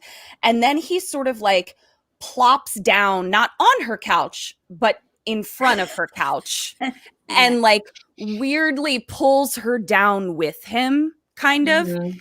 And he seems drunk. Like he seems like unwell, but like drunk at the end of the night. That's not fun anymore, where you're just like, I'm ill and sleepy. And so he's talking to her about like, you know, they're out to get us and you need to put these sunglasses on and like everyone is, you know, blah, blah, blah. And she's like, okay. Oh, God damn it. But he talks about how the sunglasses are what make him feel this way. Mhm. Yes. Yeah. So he is, God damn it, Kim. because he's starting Oh my to, god, like, I didn't even mean to. I was just trying to explain. Kim is like this is my half of the story, and Kim is just coming in here just saying sunglasses over and over again. Kim, you had your fucking turn. You had your fucking turn. Explain that he's not drunk. It was like these things are doing a thing to him. Mhm. So let's see. So she's just kind of like listening to him and trying to be chill, like not trying to like rile him up. And she's like, just don't hurt me. And he's like, you need to put these sunglasses on. And he's like, and tell me what, oh, God damn it. And he's like, and you need to tell me what you see. And what she says is, even if I don't see what you're saying you see, I'm still going to tell you that I do. Like basically yeah. being like, you're nuts and I'm threatened. So like Oh. it isn't going to matter whether I put them on or not, basically. It's true. And so now he starts to sort of nod off in front of the couch. So question number something or other. Mhm. What do you do immediately in right this moment, Who Paige? am I? You are Holly. Her. Okay. I am her.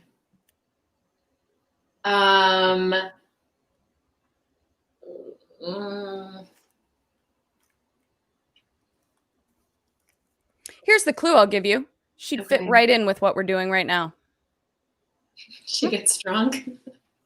Yes. She goes on YouTube. Yes. Oh God. Okay. Just stick with your first answer. Yeah. I mean, you don't have to give it to me though. I wouldn't have known that. I wouldn't have guessed that. I would. Oh, I would maybe, if I don't believe him, I would maybe just like call the cops and be like, "There's a crazy man on my couch, and he's telling me what to do in my own house, and he's directing me around in my own house. Okay. He's drunk asleep in my own house." Okay, so that's what she does? That's what I do. Well, that's what you do. Okay, great. Yeah. And then what does she do?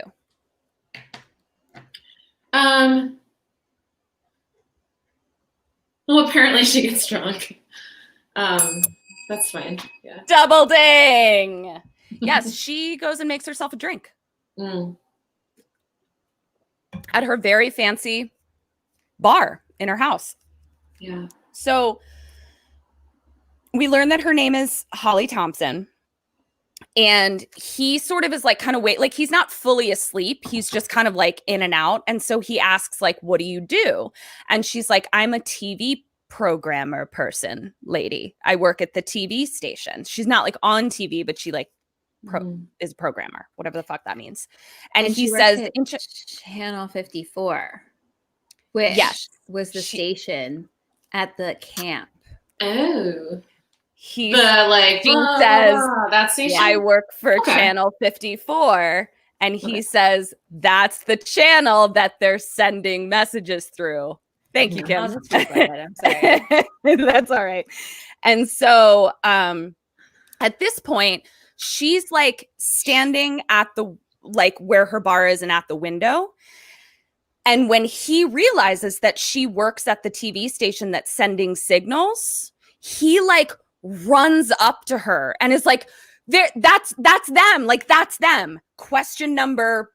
Next question. What do you do? And what does she do right then? I shake her and I say, "That's them." Oh, sorry. So it's what she does. Oh, it's what she does. So Okay. you're I go, "Whoa, mister. Whoa, mister. Can't touch me like that." TV program. I mean, yeah, I kind of go, "Yeah." I back Okay. up. I kind of go, "Whoa." And she goes, I don't know. I'm not thinking like 3 steps ahead. I'm thinking like instant. So I'm just kind of like, she just kind of like dramatically is like. Okay. So that is 1 point for you. I think, get away from the crazy man. She pushes him out the goddamn window. Oh.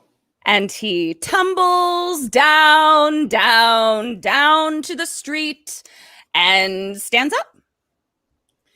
And I think Rather when we injured. said that we were in Los Angeles, that we were right, because she appears to live in the hills.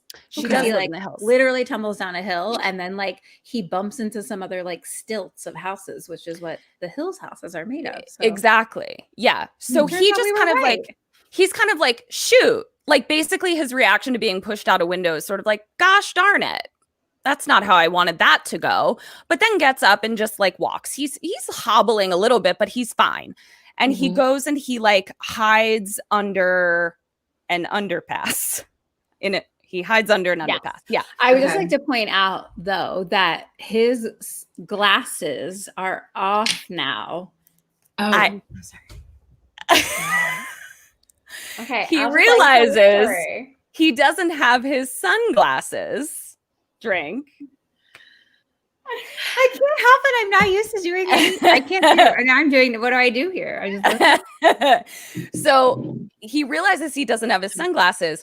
We then get a shot of Holly in her apartment, and amongst the glass of the broken window is his sunglasses. Oh. So the sunglasses are with Holly. So now he's sort of is like rubbing his head now, because we remember that like wearing the sunglasses like gives you like a headache. So he's still kind of like coming down from whatever is happening with the sunglasses now that he's not wearing them. Catherine. Oh, fuck. Sorry. You said it 4 times. Sorry. So now he's hiding in an alley and he's like shivering and he's asleep. And then we cut to him hobbling down the street the next day. So question number 11, where do you go and where does he go? 10 times in 10 seconds. Sorry. So true. She just kept saying it. But like I didn't even know I was saying it. I had no idea I was saying it. So like in life, where does he go? Yeah. So not at this moment. Now I can't remember what happened. So I'm gonna play along in my brain. Okay. Yes. right, Where does he go right now? I go to the Chateau Marmont. Ooh. Love it. I mind my damn business with the martini. He goes back to that damn camp. Goes back to the damn camp. Yep. Okay. 1 point for you. See you at Chateau Marmont. Yes. Thank you. Cheers. He, Let's hang out. Not my business. Yeah. He goes to the construction site where Keith is. Who's Keith? Frank Keith. Frank Keith. Frank. Keith. Yes. Okay. He goes to Frank Keith. And Frank Keith is like, get out of here. I do not want you shitting up my shit. Like, you're bad news, because now he's like on, like, people know what he looks like now. They like put out an APB or whatever the fuck. So they're like, this guy with the fucking polarized eye protectors and the longish blonde hair, he's out there. So Frank Keith is like, I don't want anything to do with you at all. And sorry. And okay. And so yeah, he's all over. That's what it was. He's all over the news. No, he has no disguise, no glasses. So he's just like living his life, walking down the street. Now that Frank Keith like won't do what he wants him to do or won't help him, where do you go back to and where does he go back to?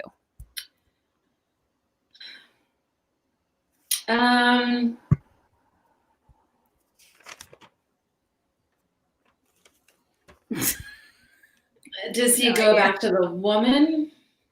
Shoulder pads? Shoulder pads. Okay. And where do you go? Well, you're at the Staying Chateau there? Marmont. So what's I know, your I live in life. I don't care. I still stay out of it. That is 1 point for you. So let's drink up. He goes back to the trash cans where he put the box of sunglasses. Oh, right. So he goes back to the box. Oh, God damn it. Oh, no. I need to open another beer. Yeah. So he goes back there. Obviously, as Kim predicted, the trash was collected. So what the fuck? I really did think that, like, when I first saw it. Yeah. And then when it happened, I was like, well, duh.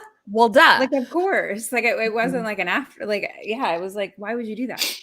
But the trash was just collected. Okay. So he like looks at where he left the box of unnamed objects. In the Oscar the Grouch. In the Oscar the Grouch can, and it's empty. And then he looks down the alley and the trash collector vehicle. Truck, thank you, is right there. So question number next, what do you do now and what does he do now? I just run to the garbage truck, if you will. Okay. yes, I will. I think he does the same thing. So hand in hand, we're trash diving. Hand in hand, double Hand in ding, hand. trash diving. So he goes and like the truck is stopped for a second, you know, because they're loading stuff in. And he does the fucking weirdest, like, get into the truck move I've ever fucking seen. Like, if you can picture what the most efficient way to climb into the back of the truck would be. Now picture the opposite of that. That's how he gets into the truck. And he starts like digging through all the trash. He found it. There it is, the box. So he hops back out of the trash dump collector vehicle. What the fuck? Trash truck. Yes, ma'am. May I?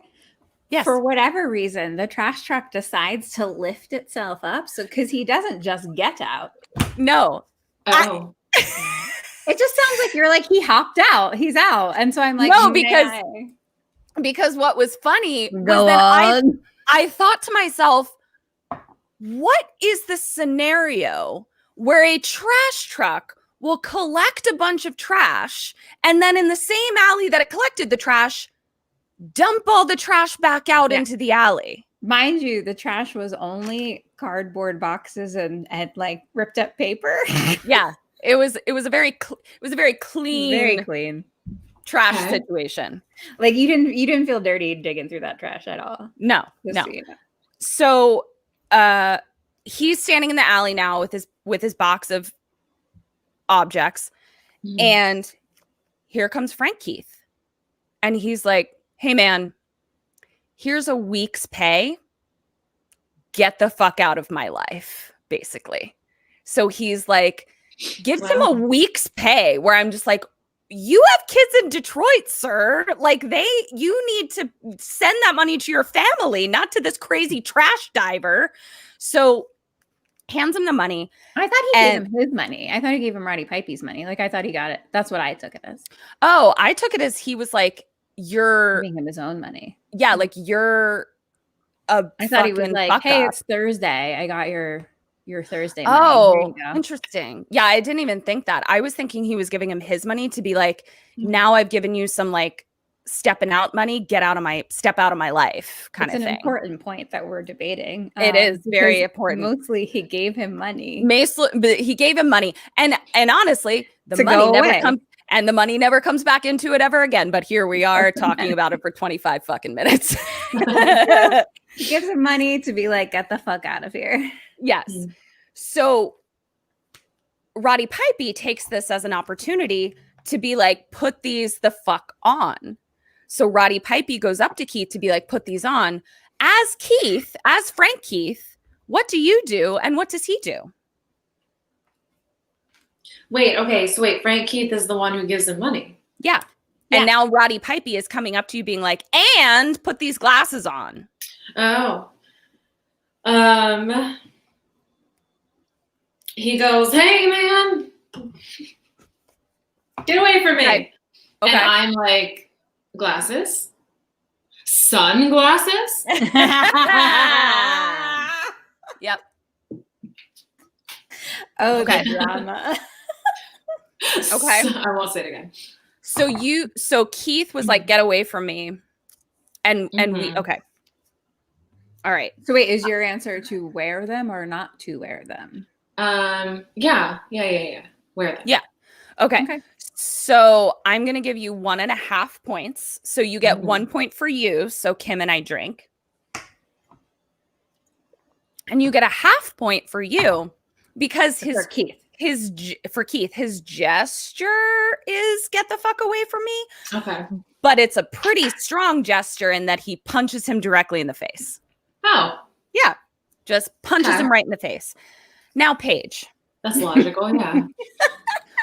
for the next seemingly 2 hours of Kim in my life, I don't know if it was that long, but I thought it was. There is a full-blown choreographed wrestling match in an alley between Frank Keith and Roddy Pipey. This And movie I was I 1 don't hour. mean Yeah, go ahead. Go. yeah, it was and here's the thing. It wasn't, we have this professional wrestler here, so I'm sure we can do some fight choreography that's realistic to what they're doing. No. It was there may as well have been ropes around them because we're getting one of these and we're getting some sort of move that looks like some sort of humping situation. Okay. Pile drivers. And there's just punching and there's like flipping over. It was Roddy Pipey definitely added this to his reel to be like, look what I can do. Showcase. Oh, This for sure. movie was 1 Okay. hour and 47 minutes, and 57 minutes of it was this alley fight. Yeah, for sure. So, little known fact is Frank Keith was also a WWE wrestler, and his name was Ketron. Was the incredible trash collector. Yes, true. Mhm. Yeah, He which was is great. why it's so funny that he was doing this in This, a trash heap. like, I wonder if that's why he was cast, It was like a little Right. or if Wink that's to the why they audience. made the movie like this, because they were like, "Oh, it's between these two guys." the incredible trash collector and Roddy Pipey. Yeah. Right.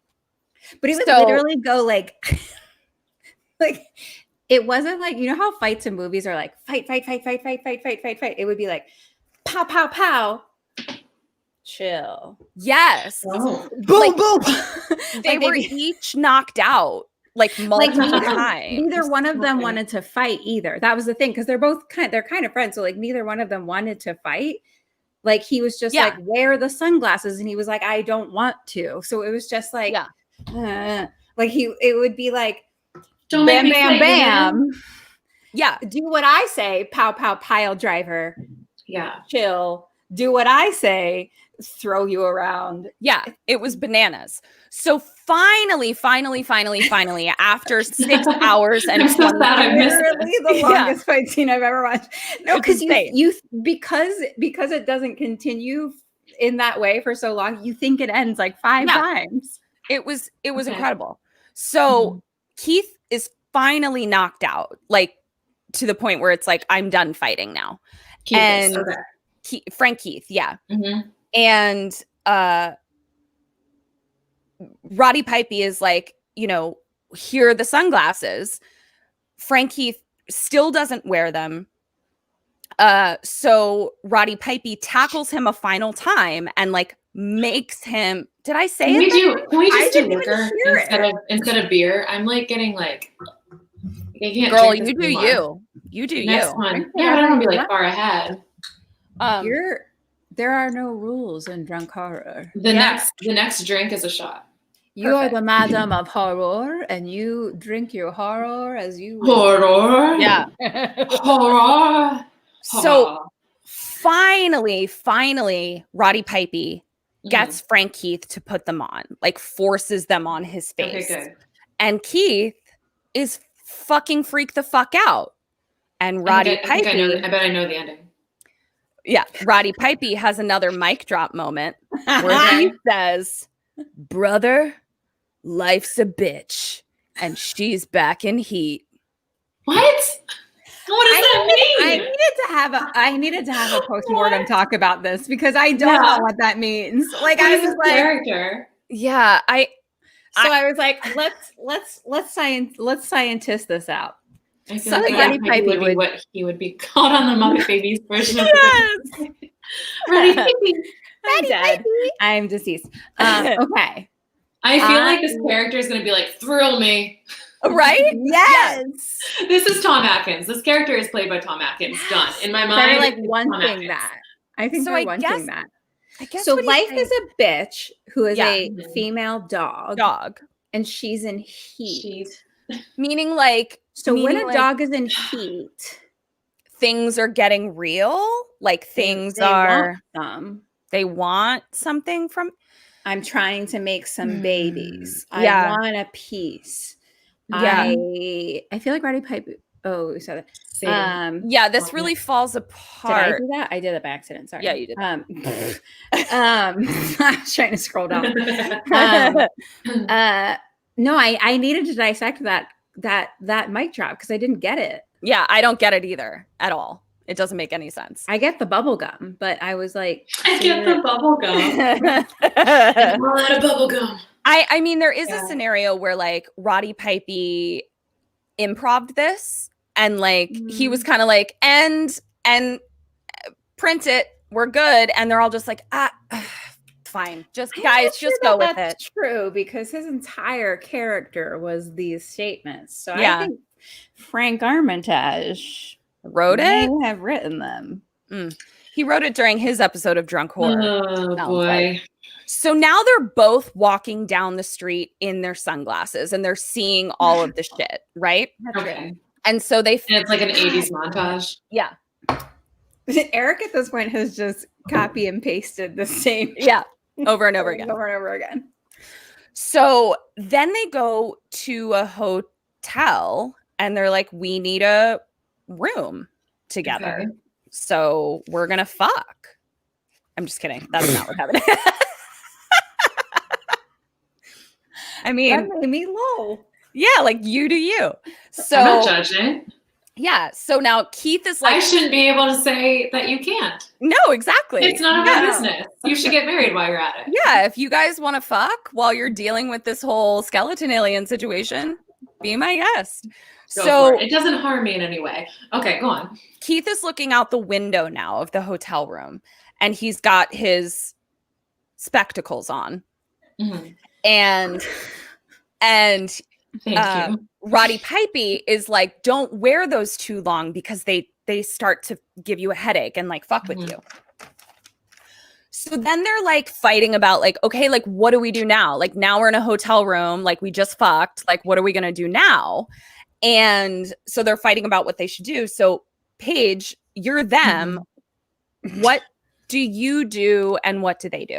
I get Or snacks. like this like snack. Because all I've been thinking about is cheese dip. So I go to like Sheetz or 7-Eleven or whatever. Okay. They Yeah. is it a they or is it It's a day. Yeah. She's East Coasting it up with Sheets and 7-Eleven I think is everywhere, but I think that also Wawa is the Wawa is my Sheets is what I'm saying. And as a Oh, Philly yeah. girl. Wawa. well, I grew up with Sheetz from Pittsburgh and then Wawa yes. afterwards. Our friends it. know Sheets. Yeah. Mhm. Wawa. The gobbler? You know Wawa, Civil Gore. Do you not? Philly? Hello? I don't think it's as love Wawa. Yeah. Thank you. Yeah. Oh, cool. I thought that was like, okay. what is that? So they're Yeah. they're headed to Wawa. They're headed to no, no. Wawa in my mind. And then You're headed to Wawa. Where? Oh wait, what you are were they- going to Wawa to get some cheese dip. yeah. I meant cheese steaks. And like a Thanksgiving sandwich. And then who am I? Am I Keith or am I You're both fun. Petty? Pop. That's the same Poppy. They go to the woman's house because she's got to come back in at some point. Right? 1 point for you. So we I'll drink one. 0 You points. lose one, we lose one. They- You lose one, we lose one. We win one, you win one. Oh boy. boy. Oh, okay. boy. Oh gosh. Oh man. Twist it back. Okay. So they say we've got to find out who made these things that we're wearing on our face.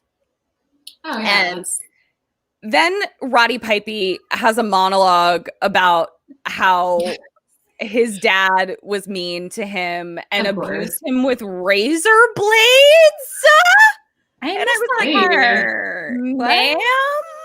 Yeah, like it's a whole thing about how like my dad sliced me with razor blades.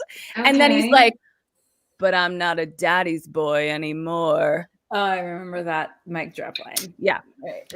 And I was like, I don't know what you mean. I don't know what this has to do with what we're doing, but I continue. think he's saying that life doesn't rule me anymore. Mhm. Or like, I'm not going to sit back and be razor bladed by these alien skeletons. Yeah, like someone Like these abused me in alien- my life. A and motto now we can they all live don't by. abuse Yeah, me anymore. Like Yeah. these alien skeletons are my daddy. And I mean daddy, not daddy. So, Yeah. Zaddy. okay. So not my zaddy. so now Keith, okay. So Keith goes to Frank Keith goes to the grocery store. And we see that Gilbert from the beginning sees him. Slick back hair. Church Yeah. guy. Yeah, slick back hair church guy. And he sees Okay. that Frank Keith and Roddy Pipey are in sun spectacles. Mhm. Mhm. And so he goes up to him And he's like, I listen. just feel like that counts. It does not. So he's like, listen, like I see Listen. that, God damn it. All right. He's like, I see that you guys are in these, which suggests to me that like now you know what's up. So like, let me tell you that we have a meeting tonight, like of all the people that know what's going on. So they go to the meeting and okay, yeah. So they go to the meeting and Gilbert is there and he's like, the world needs a wake-up call and we're gonna phone it in. Which phone it in means like not do it now. I don't think that's what he meant. I think he meant like not phone it in, but Gilbert was confused. Yeah. So They're those exact words. yes. And I was like, that's not. And we're gonna phone it in. Oh no, Eric is telling me that I wrote it, that he says place the call. Oh. So we're gonna place the. So you made it up. I guess I just made it up. I'm so glad my husband is in there. Oh no, that's what he means. So we did say phone it in. Okay. We're gonna phone it in. What are we phoning in? Phoning in that we're not gonna be fucking ruled by aliens anymore. All right. So they walk up to the place where the meeting is. Phone in the wake up call. And the wake guard. up. Oh, it was a mic drop line. Okay. America needs a He's- wake up call. He's being clever. And we're gonna phone it in. Ring. He's being ring. cute. Guys, I'm Mic really drop. glad that He we mic are dropped it. covering the most important parts of this film.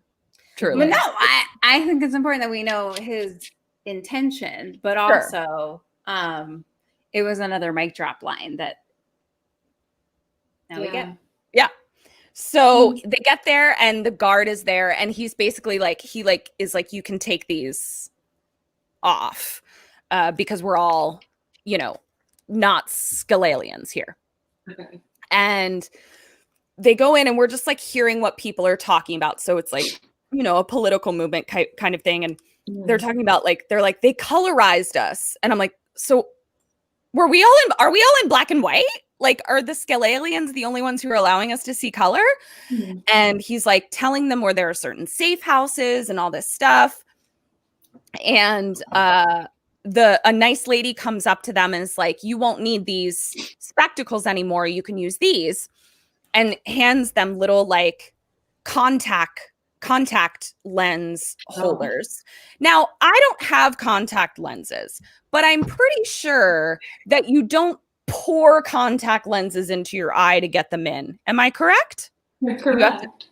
They literally just stand there, no mirror, and just pour them in, and there they are. Maybe those were the contacts of the 80s. I don't know. The So cheese Gilbert- dip contacts. The cheese dip Mhm. contacts. Exactly. And they actually are powered by the same little man that powers the drone. Oh, Yeah. multifunctional. Yeah, Yeah. exactly. So Okay. Gilbert is like, Gilbert says like, he's like, they're recruiting current mortem. I've got that Kim is 3 different. Yep.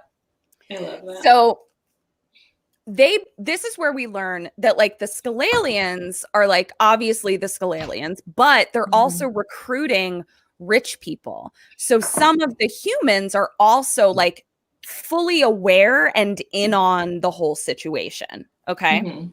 So and they're basically like, these Scalalians are free enterprisers in the sense that like they're just developing a place the way that the world does. And he's like, and we are their third world country. Like Earth is a shithole, and they're like, we can use these resources and harvest these fucking humans and whatever the fuck. And I was like, you're not wrong. Mhm. So then we see like a table of guns, and we see that somebody has like one of the watches that is like the beep beep, I'm disappeared watches. Mhm. And they're like, but we can't figure out how it works. And I feel like if we figure out how those work, like we're really getting somewhere. So Gilbert is now talking to the rest of the group again, and he's like, we're getting sloppy. Like, they're catching on to us. And I'm like, I think I can point to the person that's causing most of the commotion. His name is Roddy Pipey. He's got a lot of bubble gum. So much bubble gum. Like, I'm just like, he's walking into banks with sunglasses on, just shooting people up. So many microphones. Like, it is dropping loud. them everywhere. Yeah, like when you're just like leaving a trail of dropped microphones behind you, like it's obvious, you know? Mhm. So they're there and they're like, you know, we have to seek out and we have to locate where the signal originates from, like where the main signal is. And then all of a sudden, here's Holly. She's back. Oh. Hi, Holly. She's at the fucking meeting Flophouse with her Crystal blue translucent eyeballs. Just the eyeballs of a goddamn Yeah. mermaid angel. But that's exactly what they are. They are mermaid angel eyes. Aren't they? That's Like, I'm exactly covering what they my eyes right now are. just because mine are not even close to hers. Yeah. It was I incredible. love my eyes. They're beautiful. Look at them. But like, goddamn, But they're not mermaid they're not. angel eyes. So I noticed that Roddy Pipey's face from that 47-minute fight, his face is now fully healed 20 minutes later. Oh, So good. I good on noticed him. that too. I was like, Good. wow. He iced it. Somehow he just both iced their it up. faces after He's their good. Fully healed. Mhm. WWE fight. Holly is there and she's like, Remember. I'm so sorry for pushing you out a window. Like, I'm really sorry about that. But I like tried your little glasses on and you're right. There's fucking Scalalians everywhere. So she's on team human now. Mhm. All of a sudden, explosion! The whole fucking wall blows the fuck up, and we've got cops and SWAT teams and guns, and they're just shooting everybody. Like, everybody is getting fucking lit the fuck up right now. And they all scatter out of the building, and everybody kind of loses each other. So at one point, Holly is like out in the alley, just kind of like, you know, like, where is he? But then like runs. So like she has lost Roddy Pipey and Frank Keith. So I remember that their contacts, Roddy Pipey and Frank Keith, their contacts are allowing them to see the Scalalians, because I was confused for a second, but they have the contacts. And so they're able to like shoot all of the Scalalians. Roddy Pipey, great wrestler, I think. Horrible gun technique. I'm going to show you how he chose to hold a machine gun rather than holding it like a machine gun. He held it like this and shot like that. And so he's shooting everybody, and they're kind of like backed into an alley, sort of. And Keith, we realize Frank Keith has the watch, the little hootie hoo that disappears them. So while Roddy Pipey is like kind of trying to hold the cops off with a gun, we see that fucking Frank Keith is boop, boop, booping this gun. And all of a sudden, boop, boop, booping this watch. And all of a sudden, the fucking portal opens in the middle of the air. So question number this one, what do you do and what do they do? I take a bathroom break because I have to pee really bad. Oh my God, go pee. Are you sure? Yes, go pee. We do not expect you to pee your pants in this. That is not one of the requirements. Should we all take bathroom breaks? Can we take a bathroom break? Yeah, go ahead. Goodbye. Okay, bye. Bathroom break Go too. pee. Kendra, talk to the people. See you in 2 minutes. We'll take a bathroom break. Everyone take a bathroom break. Yeah.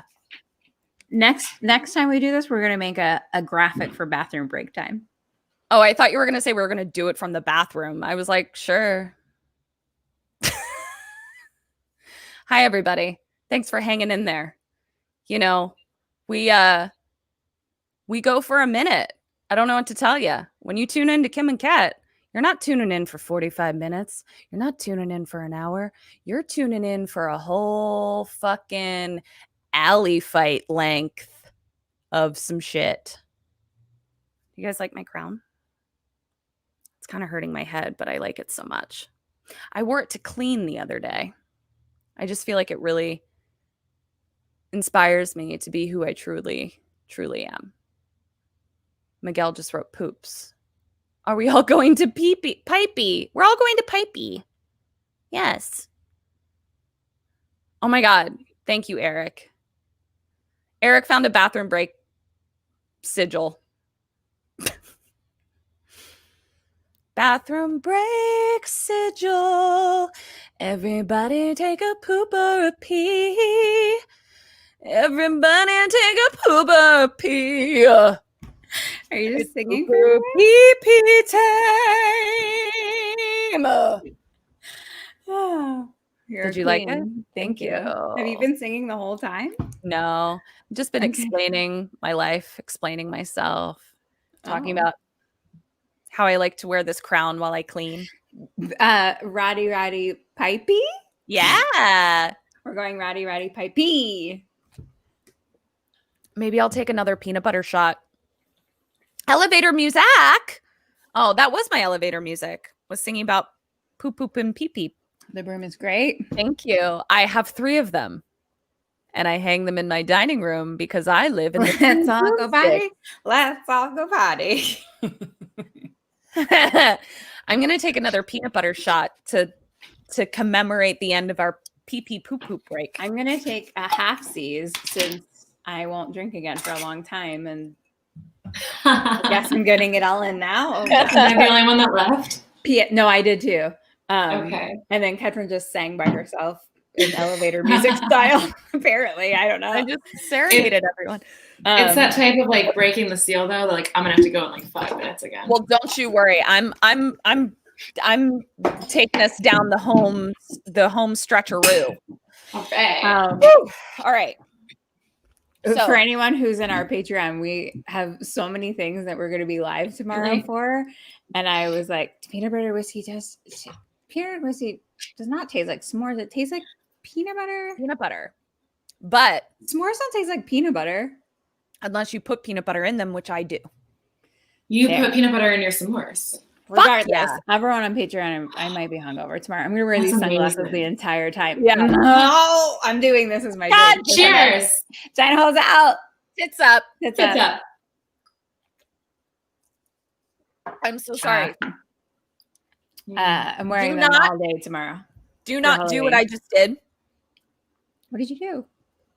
Peanut Oh, butter no. whiskey Oh, you're doing and like then a fruity- orange hard Mm. seltzer. Oh, I used to do, so I would do peanut butter whiskey and the strawberry Bud Light seltzers, and it would taste like kind of ish like Peanut peanut butter butter and jelly. Yes. Peanut butter and It was jelly. delightful, but it was just like way too much sugar for me. Like I have to do Yeah. just like White Claws and Yeah, tequila.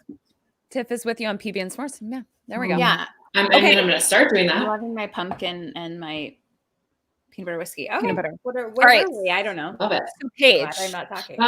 Yeah, I had a decision to make. the portal opened in the alley. Yes. What do you do? I mean, I don't know what there is to do. I would just like stand there and like watch. Okay. Is it like a go in or not situation? It is whatever your little horrific heart desires. Okay. I stand there and just like let it happen. And Okay.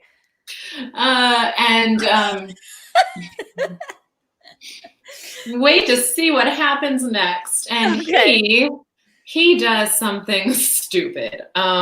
He has a line. He has a mic drop line. Wow. I'm so sorry, Paige. This is your No. first one, but that is a 0 points. So Damn. that is a Drinks for drinkity you. drinkerson. Paige has decided to let death take her gracefully. So that does not equal staying alive because the cops are still actively shooting. Oh, I at you. forgot the cops were still Wow. there. So what he does Mhm. is Frank Keith dives into the portal. Okay. Roddy Pipey gives a few more pew pew pew pew, and then whoop, dives into the portal himself. Mhm. So now they're in the fucking tunnel system from us. No joke. It is just a straight up tethered situation. I'm waiting for the fucking tethered people to come out. But there's a lady's voice in there who's just sort of talking very pleasantly. Welcome to the wherever the fuck, blah, blah, blah. And so they're kind of sneaking around, and like as they're sneaking down the tunnel, they sort of like duck away because they hear like some soldier type people talking, and basically they hear on their little thing that they got them, meaning like they think that they got Frank Heath and Roddy Pipey because they disappeared. Okay. They don't know that they have a watch. So they like high five, and Roddy Pipey and Frank Heath like slip by. So then they keep walking through the tunnels, and they hear applause, and they're like, Kayla fuck? And it turns out that there is a full ballroom of formally adorned people. So question number now, what do you do and what do they do? They're in shitty clothes with guns. I kind of sneak around like the side to observe. Okay. And he just kind of walks in with his gun. Double ding, bitch. Yes. Double fucking ding. Yay. Be slightly discreet, possibly. No, they just walk right the fuck in. So just in like their not formal gear. Yeah. Like literally they look like trash. They look like trash. They look like trash with guns. But they walk in, and like the guy at the front is talking about like, hooray for all of our money and our success. And by 2025, they're going to be completely under our spell. So we got 4 years, everybody. And but he also talks about, okay, can I explain? Yes. He also is not, because he's saying some of them, most of them seem to be human faces. Humans. Exactly. Yeah. So basically, they're like the human elite are with the scullions. Yeah. So they are mostly the recruited rich humans, but not all of them. But yes, Kim, thank you. That is what we're getting. And then we get more of that vibe in a second. So they're talking about how the underground was defeated. The underground meaning Gilbert's whole shebang. Right? And then we see they're standing there. So they're just standing there in this hall of formally dressed people. And motherfucking drifter number 1 with the beard walks up to them in a goddamn black tie tux and is like, oh, they got you too. And basically is like, I've been recruited. You've been recruited. This was the way to go. And they're like, yeah. So yeah. You hear this, Paige. What do you do and what do they do? I say, isn't it nice? Okay. And he says, what? Shakes the glasses off of him. Or he doesn't even have, but you know. But I get your sentiment, and I appreciate it. 1 point for you. Wait. Wait, what did I say I was going to do? You were like, yeah. So you were like, yeah, like you went along with the game. Right. He goes along with the game as well. So he's like, so both he and Frank Heath are like, and hand gestures. Yeah. Remember the hand gestures? So they're like, can you give us a tour? Like, you're like our dude now. And bearded tux guy is like all about it. Like he's very like, not only am I in, but I'm like in, like I'm enthusiastically in. Yeah. So he takes them to the tunnel. He's walking them through the tunnels, and we come to like a tunnel space station. It's as if we suddenly were in space, but we're not. We're underground, but it's a bunch of Scalalians who are like walking up to their little Star Trek portal, and they're like boop, and they fly away. But the window to the outside is like space. So it's like, Okay. this is a whole Scalalian type of physics that like we just don't know about. Mhm. It's like And a Star Trek like boop boop situation. Like they just Yes. disappear. They stand on Yes. this little circle and then they just like disappear Oh. into the space-time Yes. continuum. and so Which is the space-time Tell us. continuum is yes, what is the space-time continuum, Ms. Burns? so it's when space and time are different portals and they are actually one and the same because space is we think space is space and we think time is time, but actually space and time Are married. are all one. Yep, And they're that's all the married. They're space-time all continuum. space and time are fucking each other. Yes. Like, and so Frankie. that's why there's like when we are here, there's a dimension of us that are also other places. Yep. Like there's a dimension of us doing everything we've ever thought of ever doing everywhere right now. We're telling a different movie. Same space A and better time. movie. So I've had like really like sensual romantic sex with Oscar Isaac. My husband's on this. I'm so sorry. My bad. Science porn. Eric, I love you so much. I have sex with you in all of the space-time continuums. Goodbye. Okay. So now where am I? I'm in a space-time continuum. I wish I could jump through a portal. So Eric says, what? so now he's basically like, we don't know how they do this, but like they can move place to place and world to world. Like it's super chill, like whatever. They just move around. Okay. And then Roddy Pipey is like, hey, oh, no. I'm sorry. So like, they're like, blah, blah, blah. Here's the tour. Bearded Tux guy is like, here's the TV studio. Here we are. Studio 54. Studio Channel 54. Channel Wait, is that 54. like Which Studio is 54? equivalent to Studio 54 because Please continue. I forgot. Studio 54 was the dance studio of drugs and sex and love of the TV station. So you know how And that's TV where stations yeah. have it's like I'm a TV station and I make TV shows, but also I sponsor other things. So they happened to sponsor Studio 54 at the time. Very fascinating. Actually, same time period. So yeah, same time period. Works out perfect. So this is a learning experience. We are wealths of knowledge. You're welcome. Yeah. But you walk in, they hand out mushrooms. It's wonderful. That's what I heard. And that's when you're like, oh my God, I thought space was space and I thought time was time, but actually space is fucking time. And I didn't even know it. Yeah. Space is fucking Studio time. Channel 54. Yeah. That's what it is. So they get into the studio and it's one of those like, you know, we're behind the mirror. They're like boop, boop, booping at their computers, but we're watching what's happening kind of thing. Right. Okay.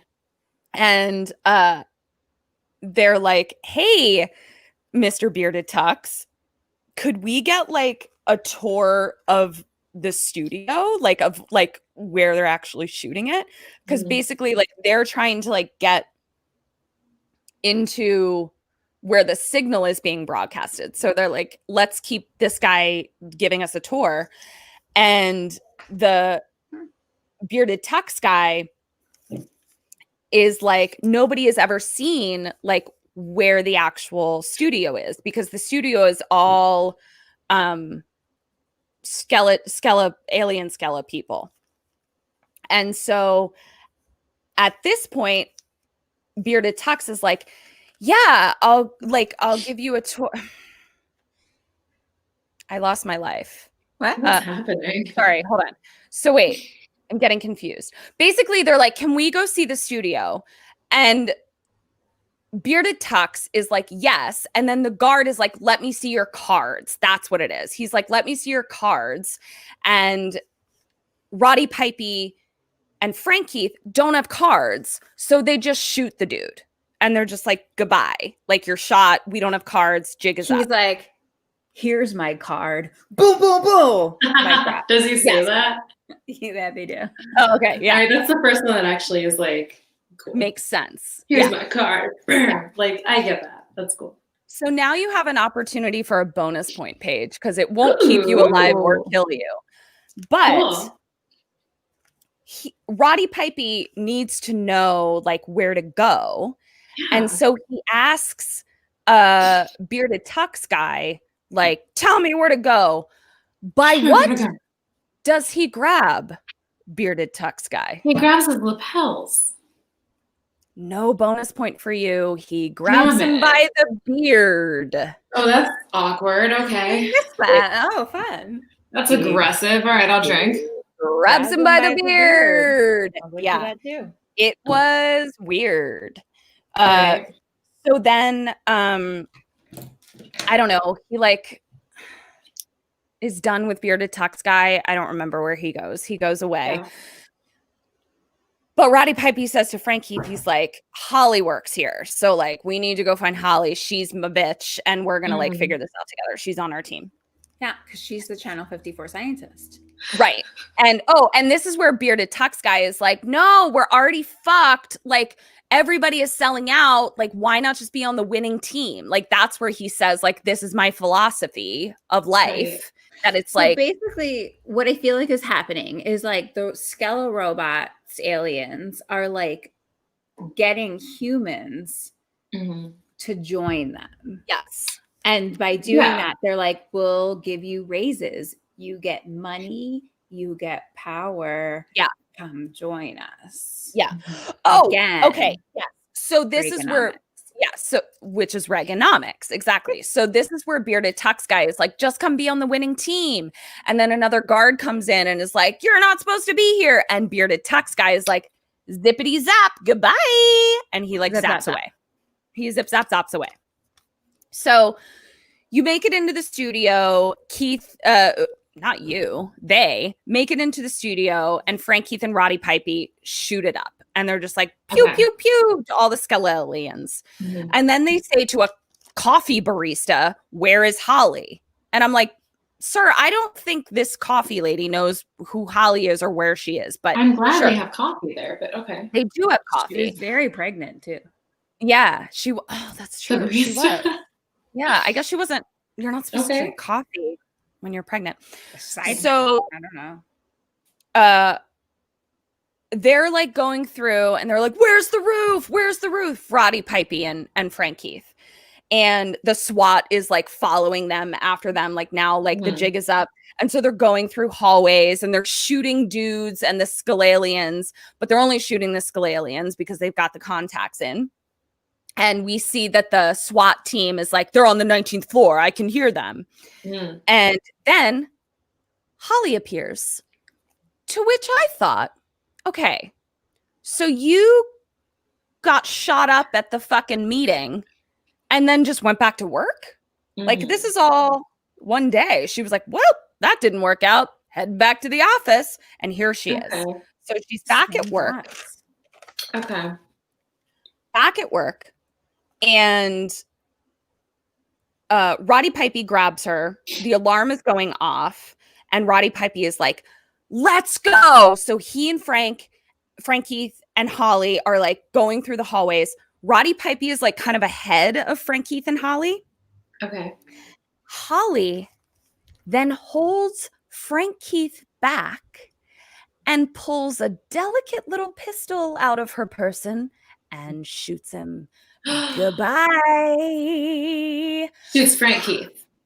Shoots Ah. Frank Keith. Okay. Holly is not our friend. Goodbye. And so Roddy Pipey makes it up to the roof and Mhm. he's like, we made it, cat. Mm. Where's Frank Keith? It's only Holly holding a gun out. And Damn. she's holding a gun to him and she's like, don't interfere. Like, you can't win.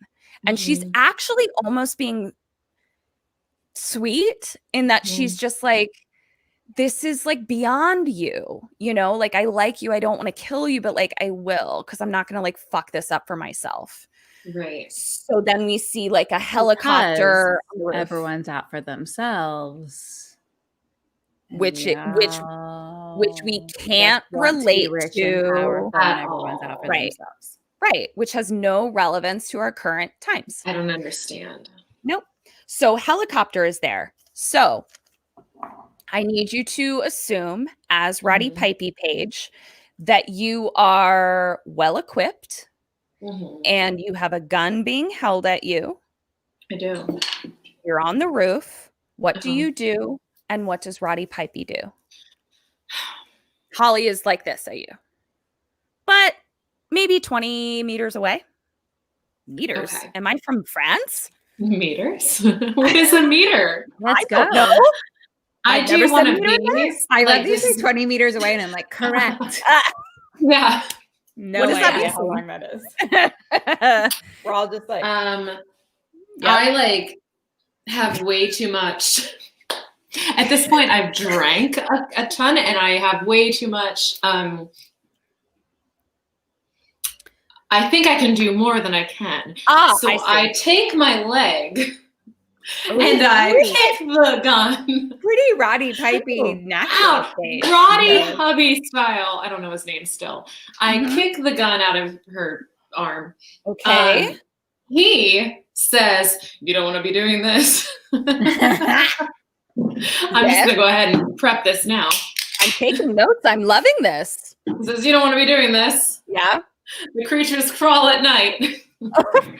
Final answer. Incredible. Great. Now, what does he do, ma'am? No, that's what he does. Oh, that's what he does. I like drop kicked her Okay. because I so, can. So then what do you do? I kick the gun. You both, are we kicking hand in hand? I'm sorry. Are we kicking? No. Okay, I kick the gun. You kick the gun. He says, no, good madam. No, Do we need no, good madame. Do we? Yes. Okay. Maybe. This is one doongaloong for you because I like that you're gonna like fucking, use your drunk hubris and kick the gun out of her hand. I love it. There it is. Dialogue at Chester Like, equals I will do a mic I love drop, it. which in this movie keeps me alive. So Yes, what yes, he does is he pulls a secret pistol out of his sleeve and shoots her. Pew, pew, pew. Goodbye. Oh my God, Kim, always be my sound effect person. I fucking love that. So he shoots her. Paige And then approved. okay, so he still has a gun. So now he's on the roof and we see the big signal. Satellite. This is where it's all coming from. Giant satellite that is like. Okay. So there's like sleep. all of it. Ooh. So there's a helicopter and he just shot Holly, but the signal thingy is right there. The So Popo police helicopters are there. Popo police helicopters. Helicopters are there. So where did my pen go? It absorbed into my body. Here it is. No. Last question, Paige. Yes. Last fucking question. The What do you signal is do? there. The Popo helicopters are there. What do you do?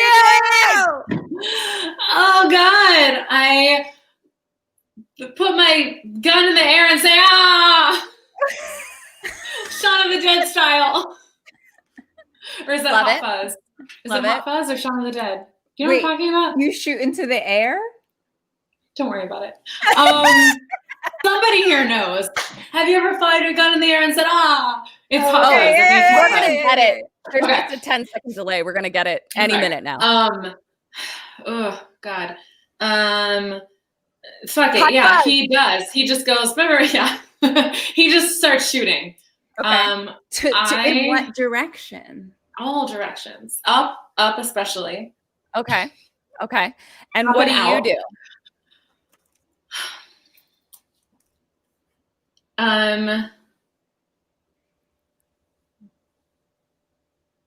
Hand in hand. I just start shooting. Screw it. Everything I know is done. Like, this is like unknown territory. Just shoot it. Fuck it. Paige. Ketron hates this answer. I wanted you to go out on a double I'm ding sorry. so badly. He shoots the fucking signal maker and is like, pew, pew, pew, signals down, bitch. Yeah, no, that makes sense. Pew, pew, pew, pew, That makes pew, sense. pew, pew, pew, pew. But then the helicopters are like, no. And so they shoot Roddy Piper. But I shot the helicopters. I was shooting up. Sure. I actually would have given her 2 half points. I'm not gonna lie, because I he love did My girl. I'm feeling shoot- charitable. and that wasn't Who's even gonna shoot me if I shoot them first? that wasn't I'm even feeling charitable. It was just more like because she was like, I shoot everywhere, so I I was shoot like, everyone. So let's all take a half half a drink. because if you shoot everywhere, you're gonna hit the signal and the copters. So. Theoretically. Bernsey, when you're right, you're right. Bernsey is your knight in shining armor, Paige. She saved you. So now we see the repercussions. Oh, so they shoot Roddy. They're like, goodbye, you fucking asshole.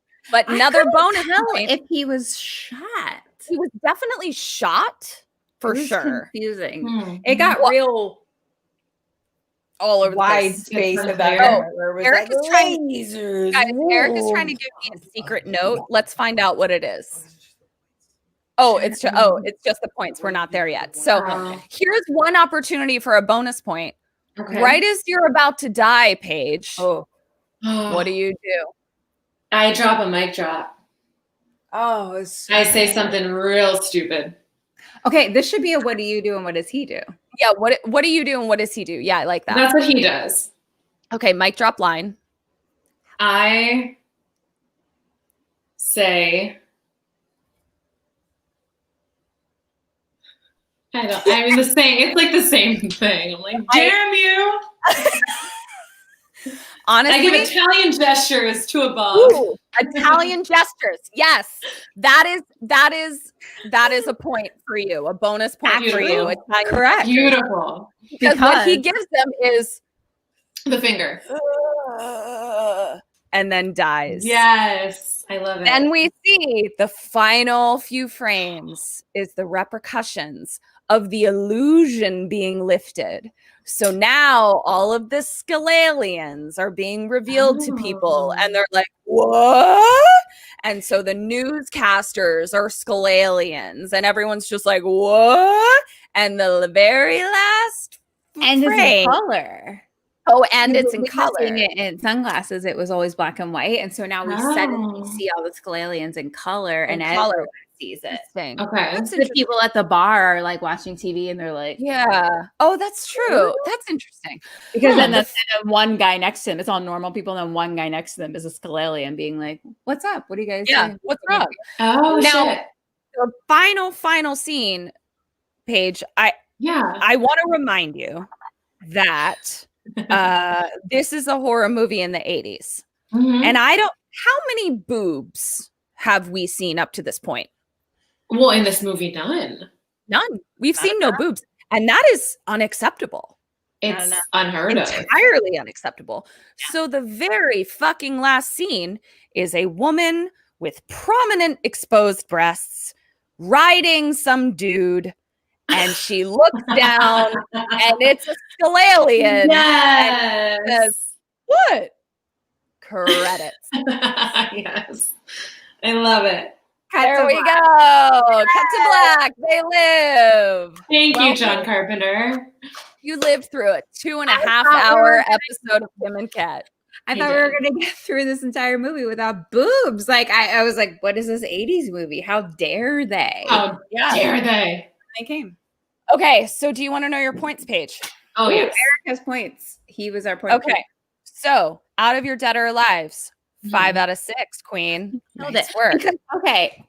When Catherine told the movie, she said he gives the finger right before he dies, but like kind of on camera. Like I watched that very specific scene for Right. this very specific reason, and he's not like, Right. he's more just like Yeah, like Oh. he's definitely down. He's on the floor, ground, roof. He's on the floor of the roof. Yeah, he's on the floor ground roof of the roof. Yeah. And then Okay. gives the finger, but he doesn't close his eye. He's not like I'm dead, which I thought he was in Yeah. my brain, but like, so when we give points to that, it's, you know, it has to be like the end of the So he's credits. alive. So like we think he's alive. Like, Yeah. there could be a sequel as far as Yeah. I'm Who concerned. could potentially live. So Dead or Alive's 5 out of 6. And then somehow Okay. we managed to have exactly 20 questions, Kim, because we have out of Ooh. 40 points, you got 30. Oh, so good you have a That's total good. of 35 out of 46. Wow. Wow. Look at me. Fucking Really fucking impressive. Great. That's Really great. fucking impressive. You definitely Thank stayed you. alive. Woo, you guys, we did it. We fucking Kim, Kim almost made it. I'm choked. Almost. She waited till the very last moment to choke. That is Pardon me. Eric Lane, are you gonna pop in? I see you. Pop in. Hello? He probably has music or something. Oh, his music. Hmm. Oh yeah. I have more things to say. No, I I'm don't joking. think so. I think we did it. Cheers to you. We This was a stayed fucking alive. blast.